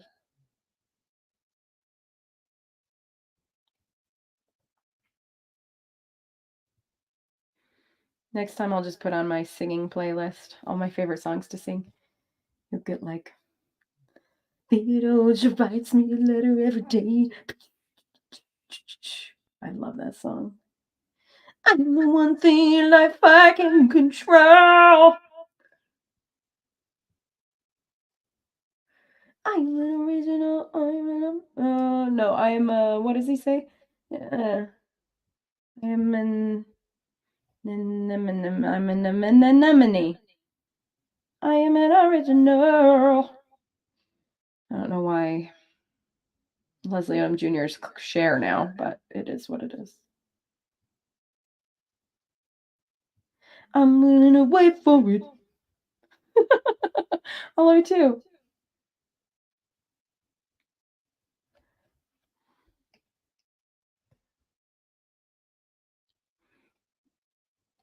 Just go through Broadway hits, 90s hits. Stumble through them as we stumble along through life's funny journey. That's a good song. As we stumble along into the blue, we look here and we look there. Oh, for the love. Seeking answers anywhere, never sure of where to turn or what to do. Still we plumble our way through life's crowded dance floor, barely knowing left from right, nor right from wrong. It's from The Drowsy Chaperone. It's a great song. It's hilarious.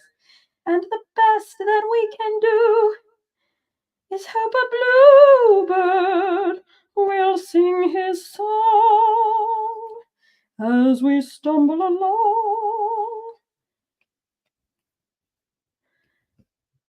It's a dismal little world in which we live. It can bore you till you've nothing left to give. 7 overrated wonders, 7 underwhelming seas, 6 excruciating continents, Antarctica, oh please. Still you mustn't let it lick ya, this planet oh so bland. It's very cynical. We love it. Keep your eyeball on the highball in your hand.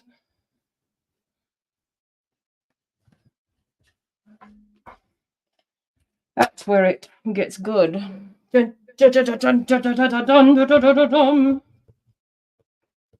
As we stumble along through life's crowded dance floor, as we push and we shove, we live and we learn.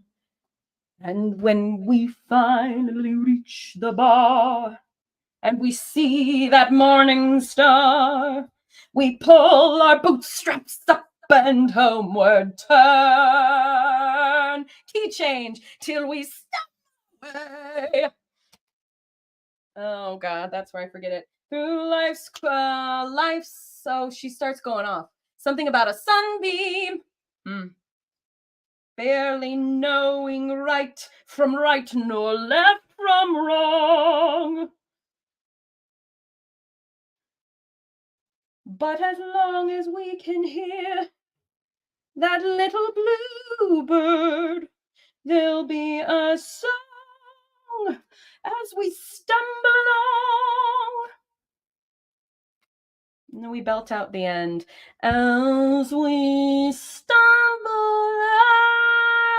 along. It's a very funny song. Have you ever seen The Drowsy Chaperone? It's really cute. It's about this lonely guy who listens to records. And his favorite record is of this like old 1920s musical called The Drowsy Chaperone. And the whole premise of the show is that like he invites you into his house and listens to this record with you, and he knows like all the trivia about it, and how like this one character who sings the big like pick up your bootstraps ballad is she's like a total lush, and this happened at like the end of her career, and so they give her this like big boffo song that just makes no sense. And so the musical goes along because it's like a musical that they wrote to represent the musical of this record that he's listening to, but then he'll like pause it and like interject his trivia, or he'll like jump in and like sing and dance with them.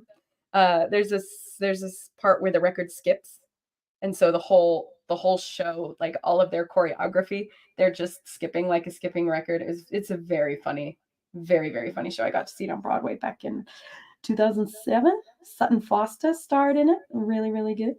I didn't get to see her. Got the whole original Broadway cast except Sutton, but her understudy was great.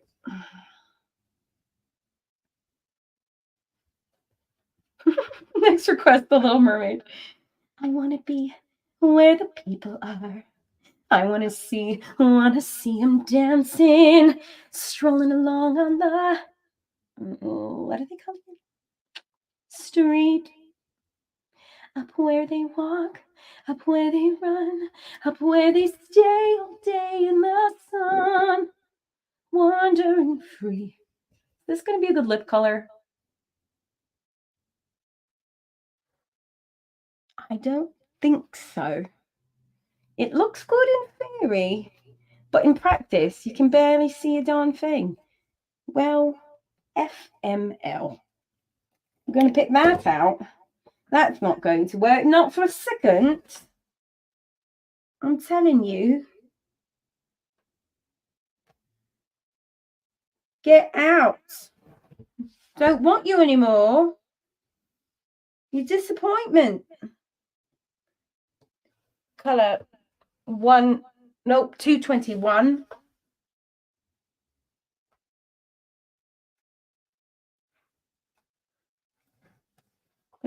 Just pretend that never happened. Get out of here, 221. You failed. Oh. Don't feel bad. It's just floss.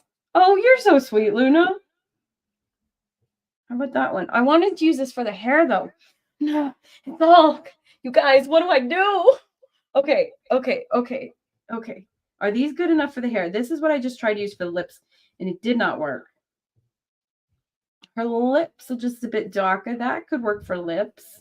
And we could leave that for hair, but that's redder, but it's too bright for the hair. So we could do that for the lips. I don't know what to do. I think, but in theory, again, 221 was going to work, and then it didn't. So let's see what 347 looks like. Yeah, that should work. That's way better. 221 is a little bit more orange than cranberry, so it definitely would have blended in with the skin tone more, as we just found out. Hot diggity damn.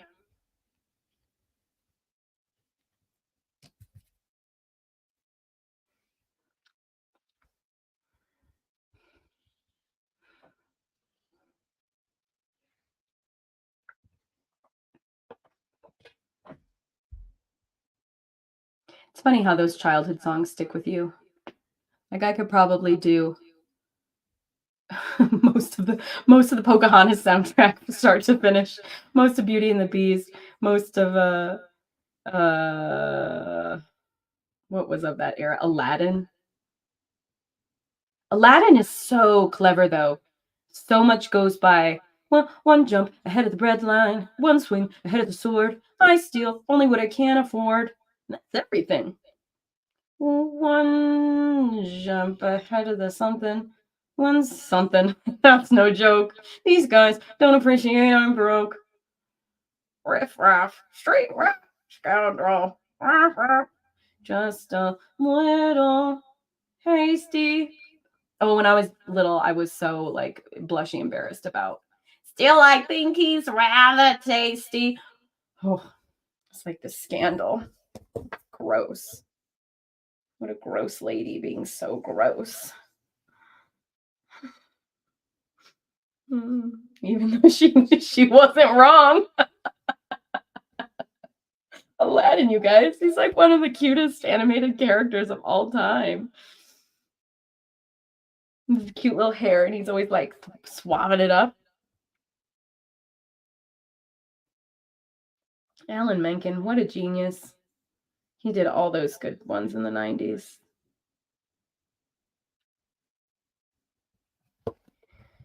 There goes the baker with its train like always. The same old bread and rolls to sell. Every morning just the same, since the morning that we came to this poor provincial town. Good morning, Belle. Good morning, monsieur. Where are you off to? The bookshop. I just finished the most wonderful story about a beanstalk and an ogre, and that's nice. Marie, the baguettes. Hurry up. Just like rent-free.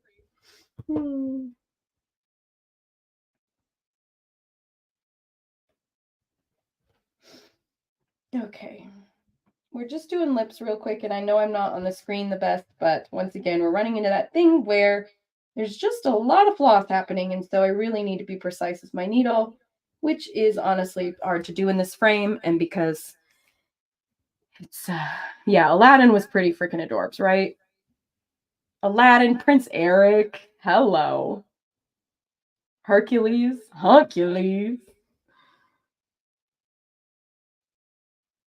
And then there was, what's his face from Mulan? Donny Osmond voiced him. Let's get down to business to defeat. His articulation is amazing. The Huns, did they send me daughters when I asked for sons? You're the saddest bunch I ever met, but you can bet before we're through. Mr. I'll make a man out of you. He talk about it cute. I'm just saying. Tranquil as a forest, but on fire within. Seriously, go back and listen to that song. I'm not exaggerating. His articulation is out of control. And it's great because it makes him sound so intense. Once you find your center, you are sure to win. Plosive consonants. That's when you take something like an N and give it an N instead of just win. It's win. Now it's plosive. So that you can really understand. Okay, we have a face. We got eyeballs. We got lips. We got ears. I've got some black floss ready to go on the needle already. So I'm going to do the eyelashes and the eyeliner because we decided to give her a little bit of a makeup.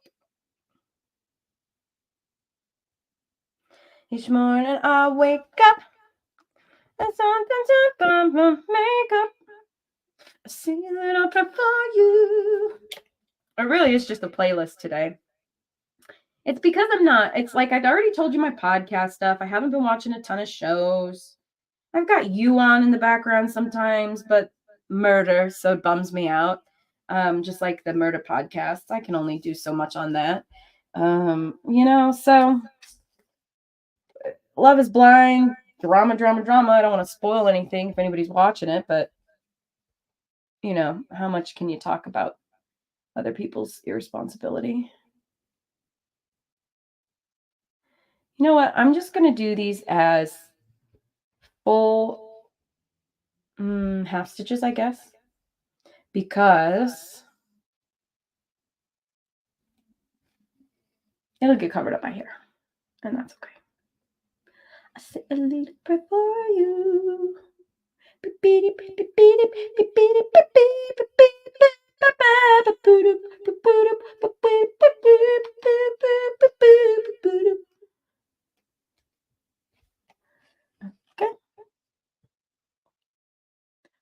even her eyelashes.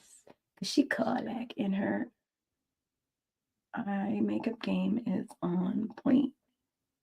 And I did do these little like half stitchies down here. So I'll take care of that. Marie!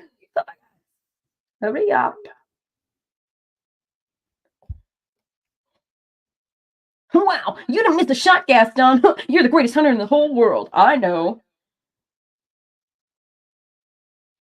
No man alive could stand against you, and no girl for that matter. It's true, LeFou, and I've got my sights set on that one. What? The inventor's daughter? She's the one. The lucky girl I'm going to marry. But she's the most beautiful girl in town. I know, but that makes her the best. And don't I deserve the best? Well, of course you do.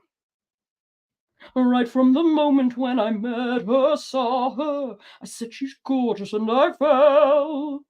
For in town there's only she who is beautiful as me, so I'm making plans to woo and marry Belle. Oh, isn't this amazing? Man, I'm in the wrong key. It's my favorite part because you're thin. Yeah, okay, we're not going to sing Belle like a 90s pop star. Okay.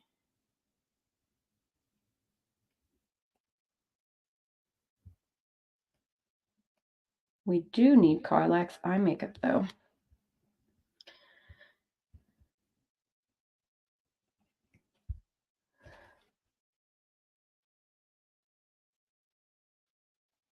Cutie, as there she is, looking lovely, Miss America. It's not Miss America, it's Karlach of the Nine Hills. Don't know if y'all can see her cute little hair. I mean, not hair, eyelashes. She's a cutie cute, that Karlach. Coming along. All right. What have we got? It's 1 o'clock. I've got an hour left. Might end a bit early today. But we could do the horns. Or we could do her hair. No, I'd rather get the horns right. Usually I go back to front. What I'm saying is the hair sits mostly behind the horns. So usually I would do the hair first because the horns might cover up some of that hair. But I've never done horns before. So might be worth tackling a little bit. What about Belle as Cher? Oh gosh. There's something sweet and almost kind, but he was mean and he was coarse and unrefined. And it's true. And something there, I don't know, there must be something there that wasn't there before. Oh, Cher. True and a bit alarming. That's it. Who'd have ever thought that this could be? You ever notice Cher doesn't really hold notes? She just sort of hits them and leaves them. And if she does, it turns into a bit of a yodel, actually. Okay. I'm just looking at the horns. Let's look at, I need a browser. I need to see Karlach. I need to see the color of the horns on her head. They're like brownish grayish. That's what we're dealing with.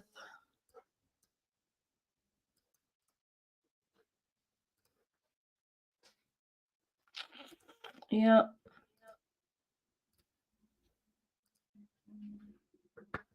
Yep. Okay, I'm just looking at reference photos. Okay. So, lovely angle you all get to see, like, up my nose. I'm so sorry. We're going to look at what neutrals we have. Those I all got with her armor, her suit, her costume, her outfit, whatever you want to call it. I got a bunch of these at Joann's. I also got some actual leather cording from the jewelry section to play with, which is going to be fun. I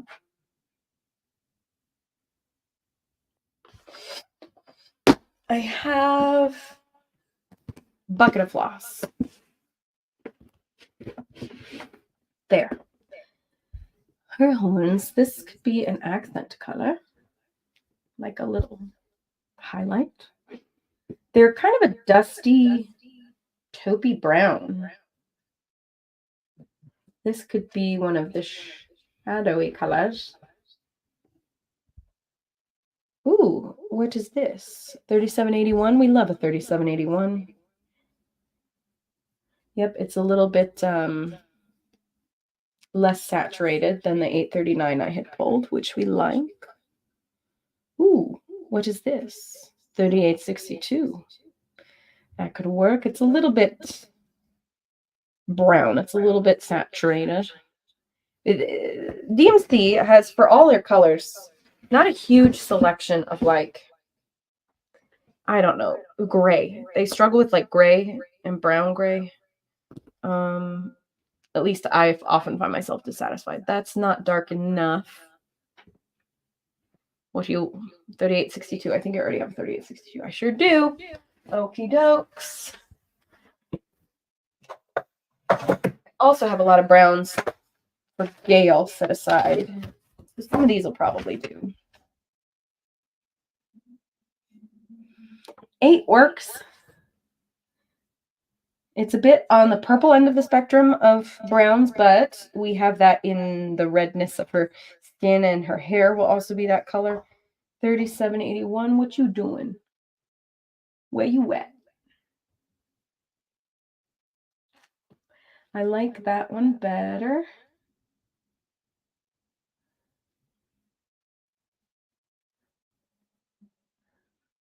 See how these are all, see, this is too light. These are really just accents. These are all so similar and yet not quite the in-between medium brown tone that we need, that we crave. 3862, I already have 3862, right? Yep. 3781, already have it. 3021, it's a bit more gray. I'm realizing y'all can't see that, so sorry. That's going to be an accent for sure. The dark accent. So we have our light accents to the right, dark accent to the left. 3031 in the middle. That might be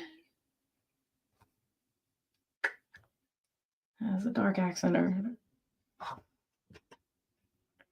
3790. I don't think we have 3790 out yet. Great, let's do more. I do like that better for the light highlight than that.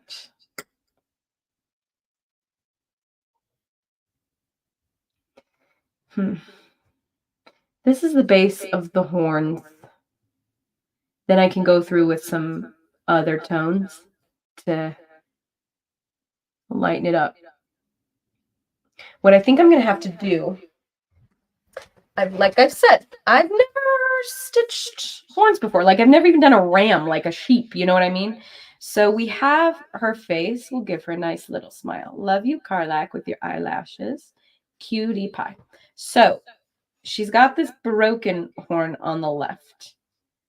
It's kind of like this, and it kind of jicky. And then she's got this twisty one on the right that goes up and around. And then this goes up and around. But it swirls. So there's this like ridge that goes up and over. This ridge comes like down and in. And then this has like a ridge that goes like that. So I'm thinking, and this has a ridge like this. So I'll probably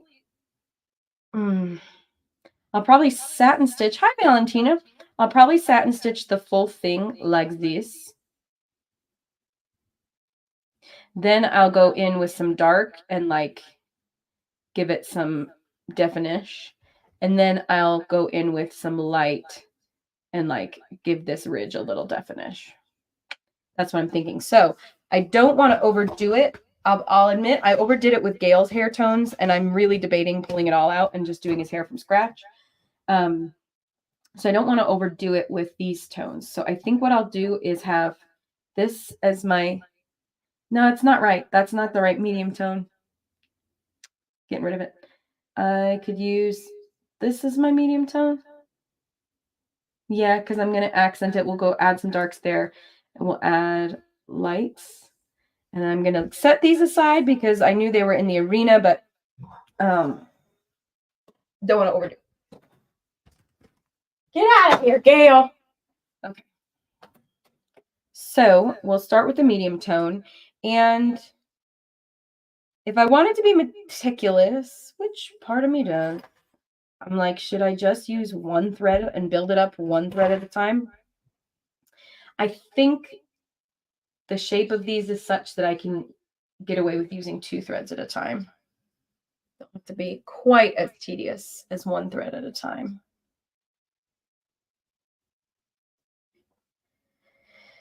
And then I'll go on to the long winding road. It always leads me here, leads me to your door. Be-doo, do, do, do. Okay, got my needle threaded. I'm going to flip this over and just quick secure this on the back so that it don't go nowhere. I'm going to start actually on the left side of her face. I'm going to secure it on the right side of her head. Because it's a mirror image on the back, don't forget. That's the catch. All right. So,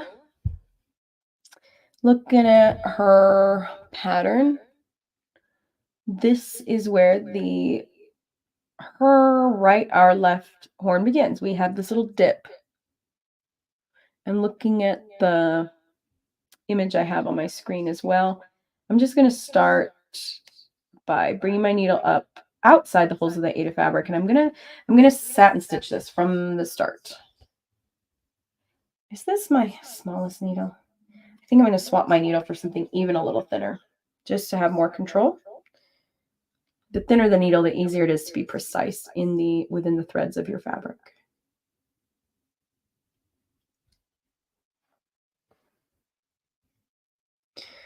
So we're going to 1, 2, I'll show you what I'm doing here. From the corner of the eye, we go up 1, 2, 3, 4, 5, 6. That's the top of the horn that sort of comes in this way. It's hard to see. It printed pretty dark, but trust me. So 1, 2, 3, 4, 5, 6 squares above the eye. That's 1, 2, 3, 4, 5, 6. I'm going to stick a needle right there as a reminder. We're just going to start straight stitching.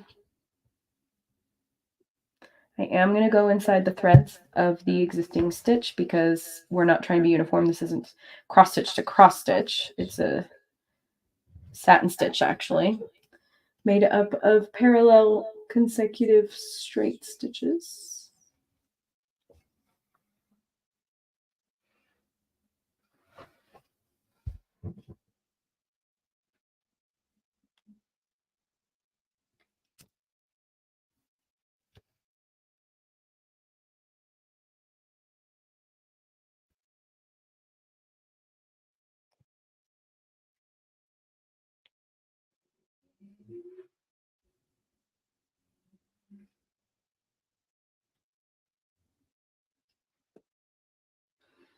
That needle's going to get in the way, so I just am going to stretch out the fabric and have that be my guide. So I'm also following the pattern here, and I see that I've done, there we go. On this left side, it's about 2 full squares wide. once I get up to this point. So just gonna make that happen.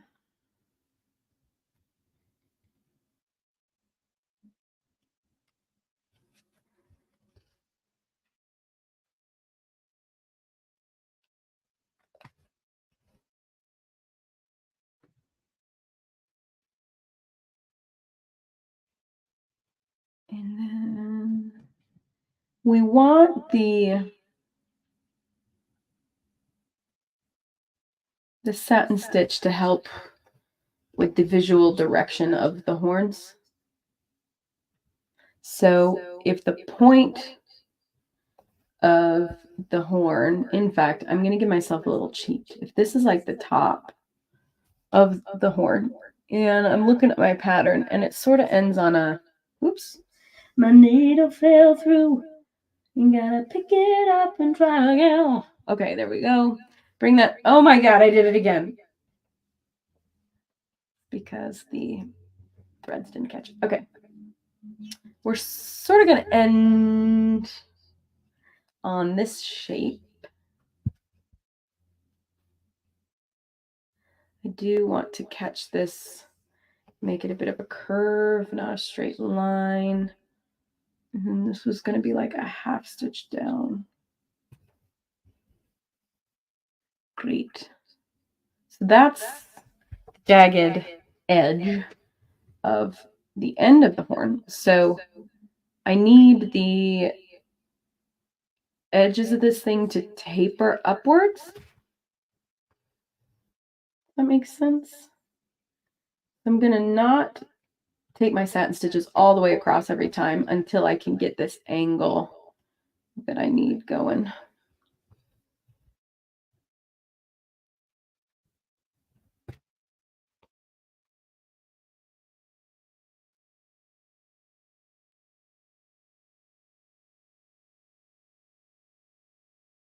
Just checking the pattern.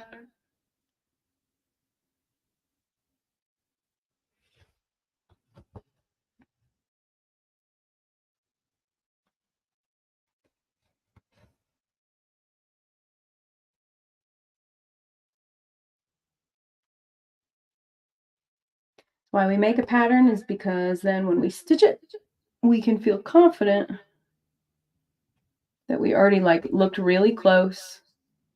We already accounted for angles and sizing and placement and all the things you need to account for, and made our decisions last week. So by the time we're stitching this week, it's great, baby.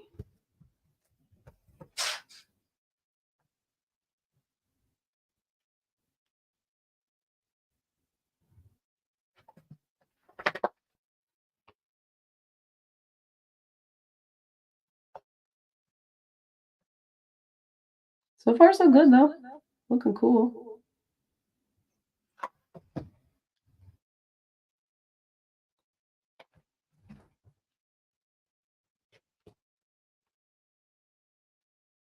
I've never stitched a horn before. You know, those were the original lyrics of the Rodgers and Hammerstein. No. No, all at once it's you. Is that Guys and Dolls or is that Music Man? I don't know. I think it's Music Man. I'm sorry. I think it's Guys and Dolls. I've never been in love before. Yeah, little doggo, I hear you. I have a little one here to my left going, Mom, I have to go outside. And I don't know that you do, or if you just need attention.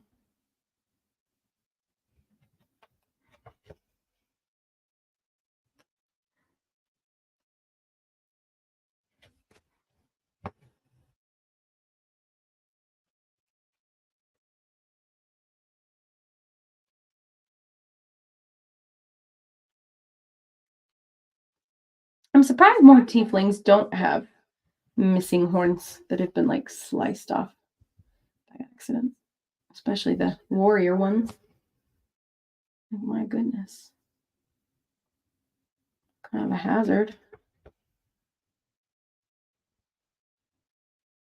Now, the way her horns are jaggedly sliced, this one in particular, like I think it doesn't have to be perfectly smooth. In fact, it probably shouldn't be to reflect how it really looks. So there we go. She's got a horn now. That's pretty cool. Yeah, pretty cool. I've already got my needle laced up. So I'm going to just do the same on the other side. What's my angle here? 1, 2, 3, 4, 5, 6, but over 1 because this still has the curve. So 1, 2, 3, 4, 5, 6 is diagonal out to the right. So let's do that. 1, 2, 3, 4, 5, 6. It's diagonal up and to the right.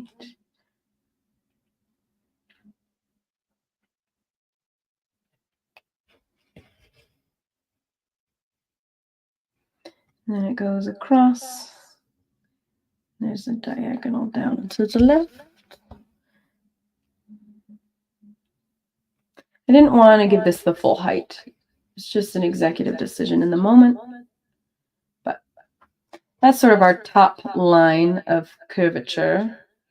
And then the angle, the curve of this particular portion, I think in 45 or a 2-to-1. I think that's a 2-to-1. 1, 2.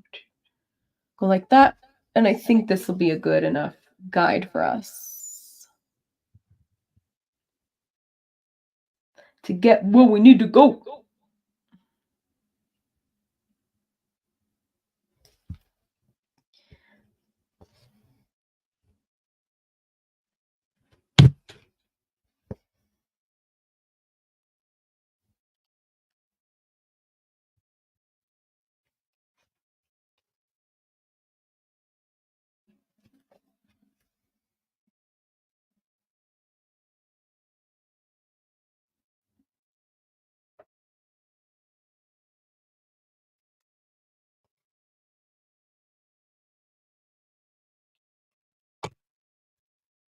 All right.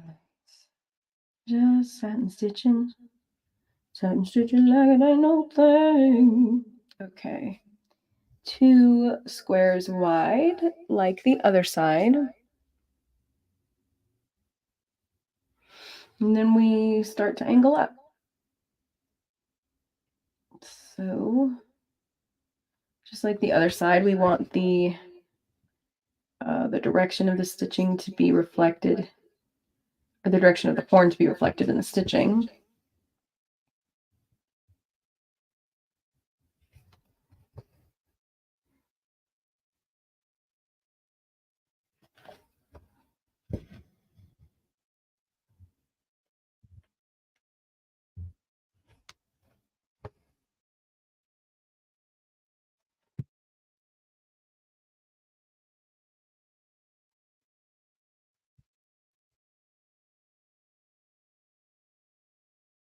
And then sometimes I get quiet when I'm concentrating. Sorry.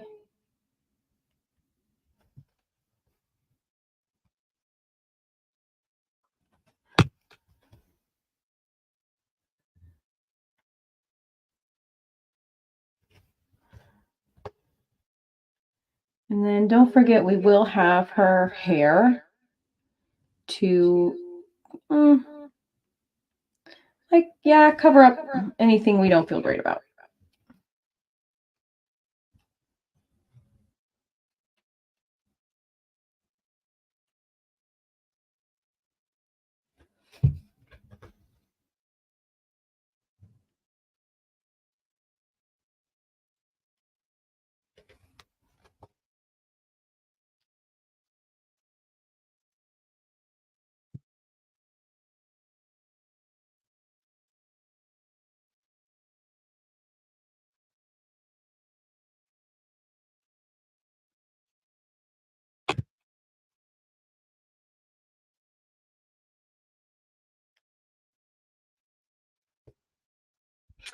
Just looking at the image on the computer.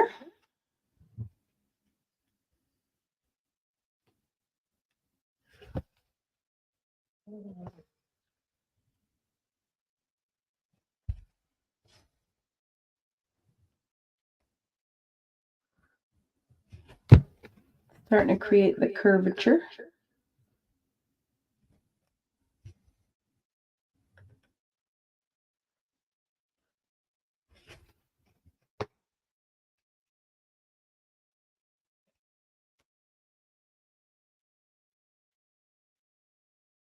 Slow and steady wins the race. Wrote Aesop of Aesop's Fables.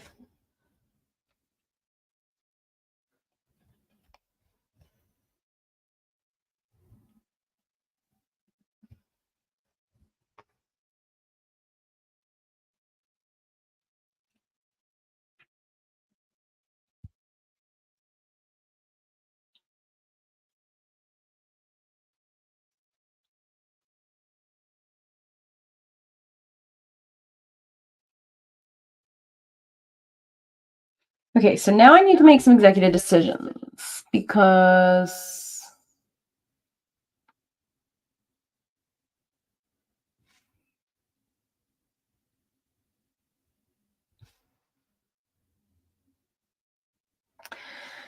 just looking at her,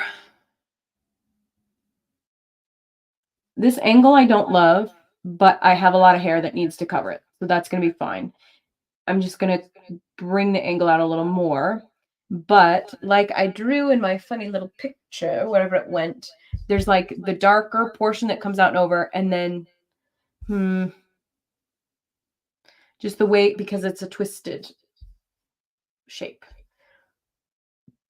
So how do I achieve that? Do I want to swap this medium tone, or do I want the whole shape in the medium tone and then add lights and darks to accent?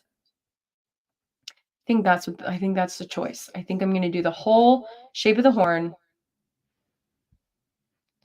in the medium tone. And then accent with lights and darks thereafter.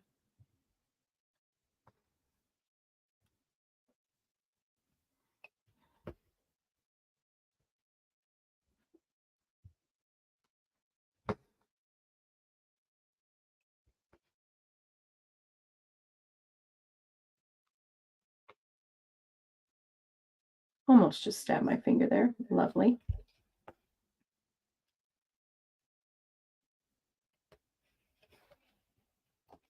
So this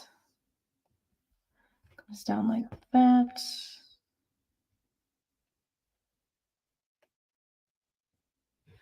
This angle.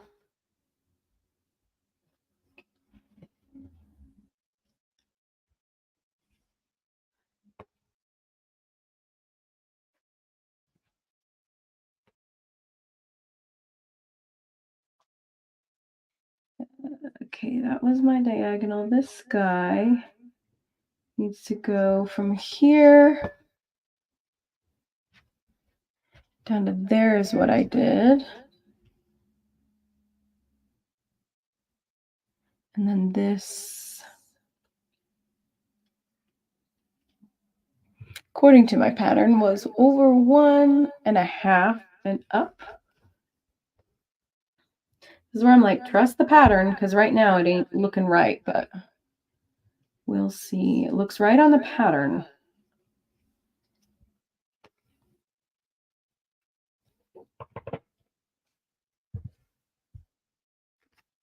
Threads are a bit uneven. Just going to tighten them both.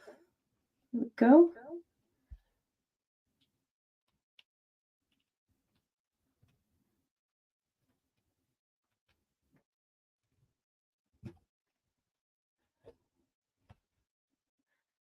Okay.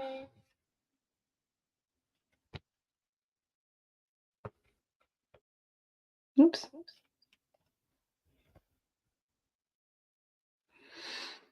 This guy is about 1/2 stitch down. and feeds into the same point.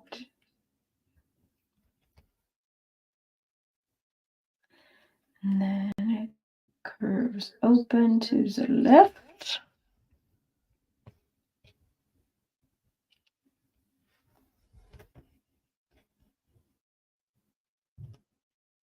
And feeds back up into this guy.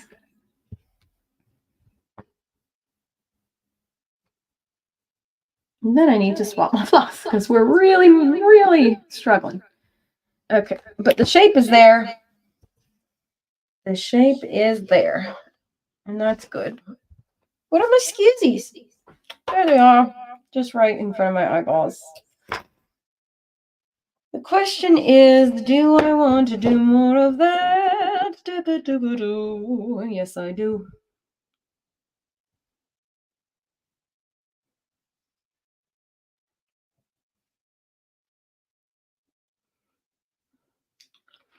Okay.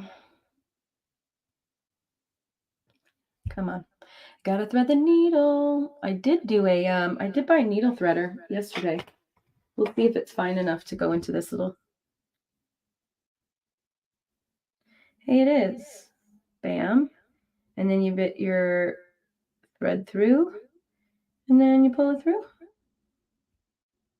Maybe. If the eye's, nope. Eye's too small.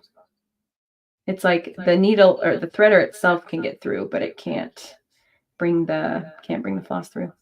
Boo. Not for the little needles anyway, which are the ones that I need help with sometimes. Perfect.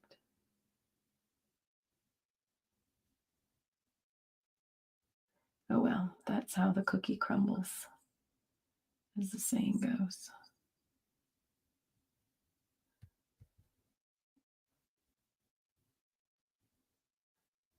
Come on. There we go. Just floss, being flossy. Silly floss. Tricks are for kids. Got like one of the threads itself is bunching. This happens sometimes. Just don't freak out. It's all good. We'll get through it together.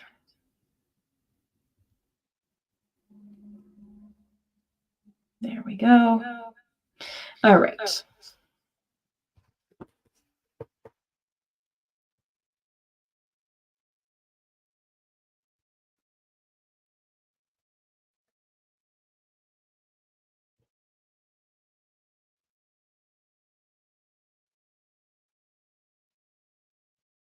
Yeah, if ever you want to embroider things or cross stitch things and you want to sell them and you want to sell them for what they're worth and you have a little piece that is approximately, what is that, 2 centimeters by 1.5 centimeters, and you charge $50 for it, feel free to send somebody a link to this video where they can see in real time how long it has taken to stitch that. I mean, it'll be 3 hours by the time I'm done with this horn, and she doesn't even have a body yet. Not to mention like materials and just sheer experience and creative expertise, right? That people have when they make things. So, I'm just saying. That's like maybe $15 an hour, and that doesn't include the pattern that took 3 hours. Actually, plus because I did the axe after the fact. So if you count that at $10 an hour, already $80 for this pattern, or for what I've stitched, because that's $30 minimum for design time, plus $30 minimum for stitch time, plus materials. I'm just saying. You are valuable. Your time is valuable. Handmade goods are valuable. Hashtag end brand.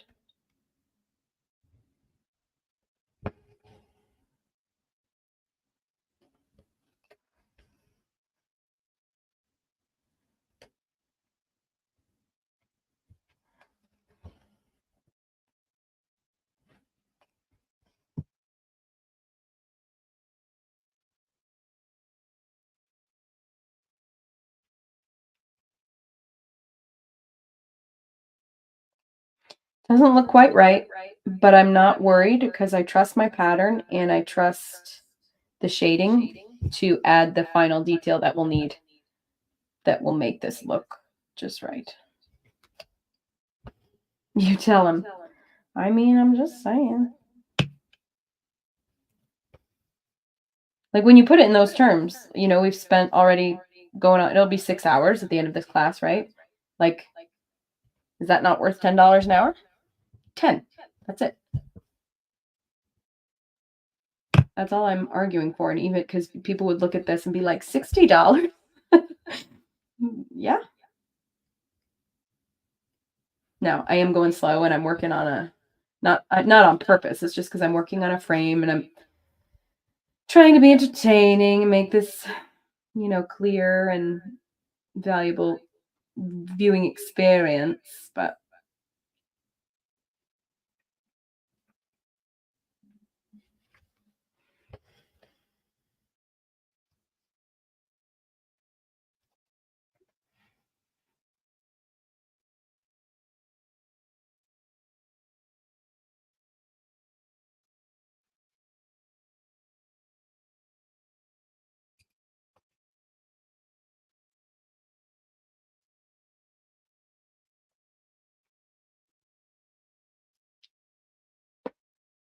okie dokie. I'm gonna leave the end of the horn as is. I'm gonna leave that as is. The only thing I want to create a little bit more of an arch over this direction. Just a little more up and over kind of a feel. And then I may end just a little bit early today as opposed to do like color switching and start the shading. Because if I start the shading, I'm not going to want to end the shading. And then I'm going to go over and I really don't want to go over. So I may just finish this and then assess where we're at and call it a little bit early today.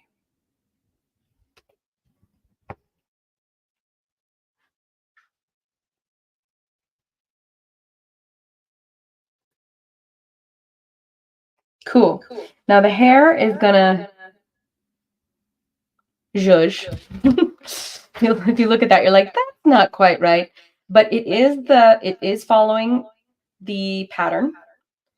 I don't mind this. Some of the shape is going to be evened out once we start shading as well. Even just like one little stitch right here, I actually think will make a big difference. And I just felt a knot come through on the back. Lovely. Just a little loopy. They happen sometimes. There we go.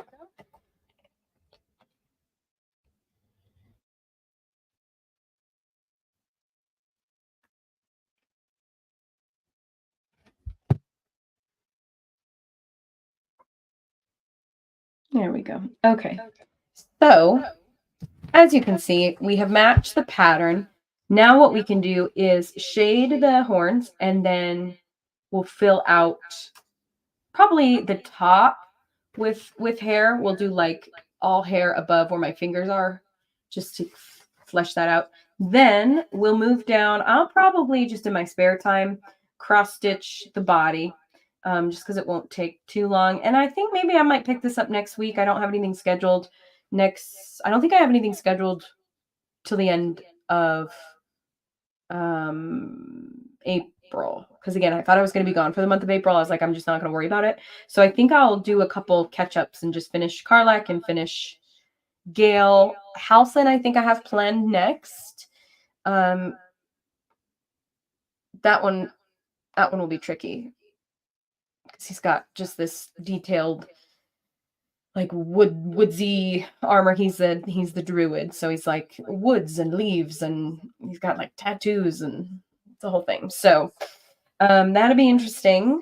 But in the meantime, I'll probably stitch her skin up and then start working away at her armor. And I did buy some stuff for Gale because he has these little loops on his like he has little like snaps, silver snaps, and I was like, oh, if I took just one little chain of this, and hers might be cool, I could do the same thing, even though hers are gold, but she does have some silver ones down here, so like that could be interesting to just flesh out the metal of her outfit.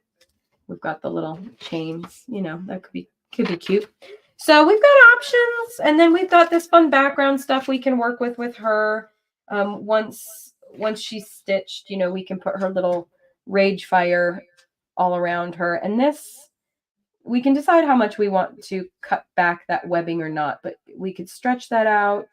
We could scrunch it up, but I think that'll look really cool underneath her. And we can just build her a cool little fiery glow with that. And then again, we've got like the lace that'll complement her skin really, really well if we want to. So we've got things we can play with. But I think I am going to call it just a little bit early today. What I will do is go to my view here and remove.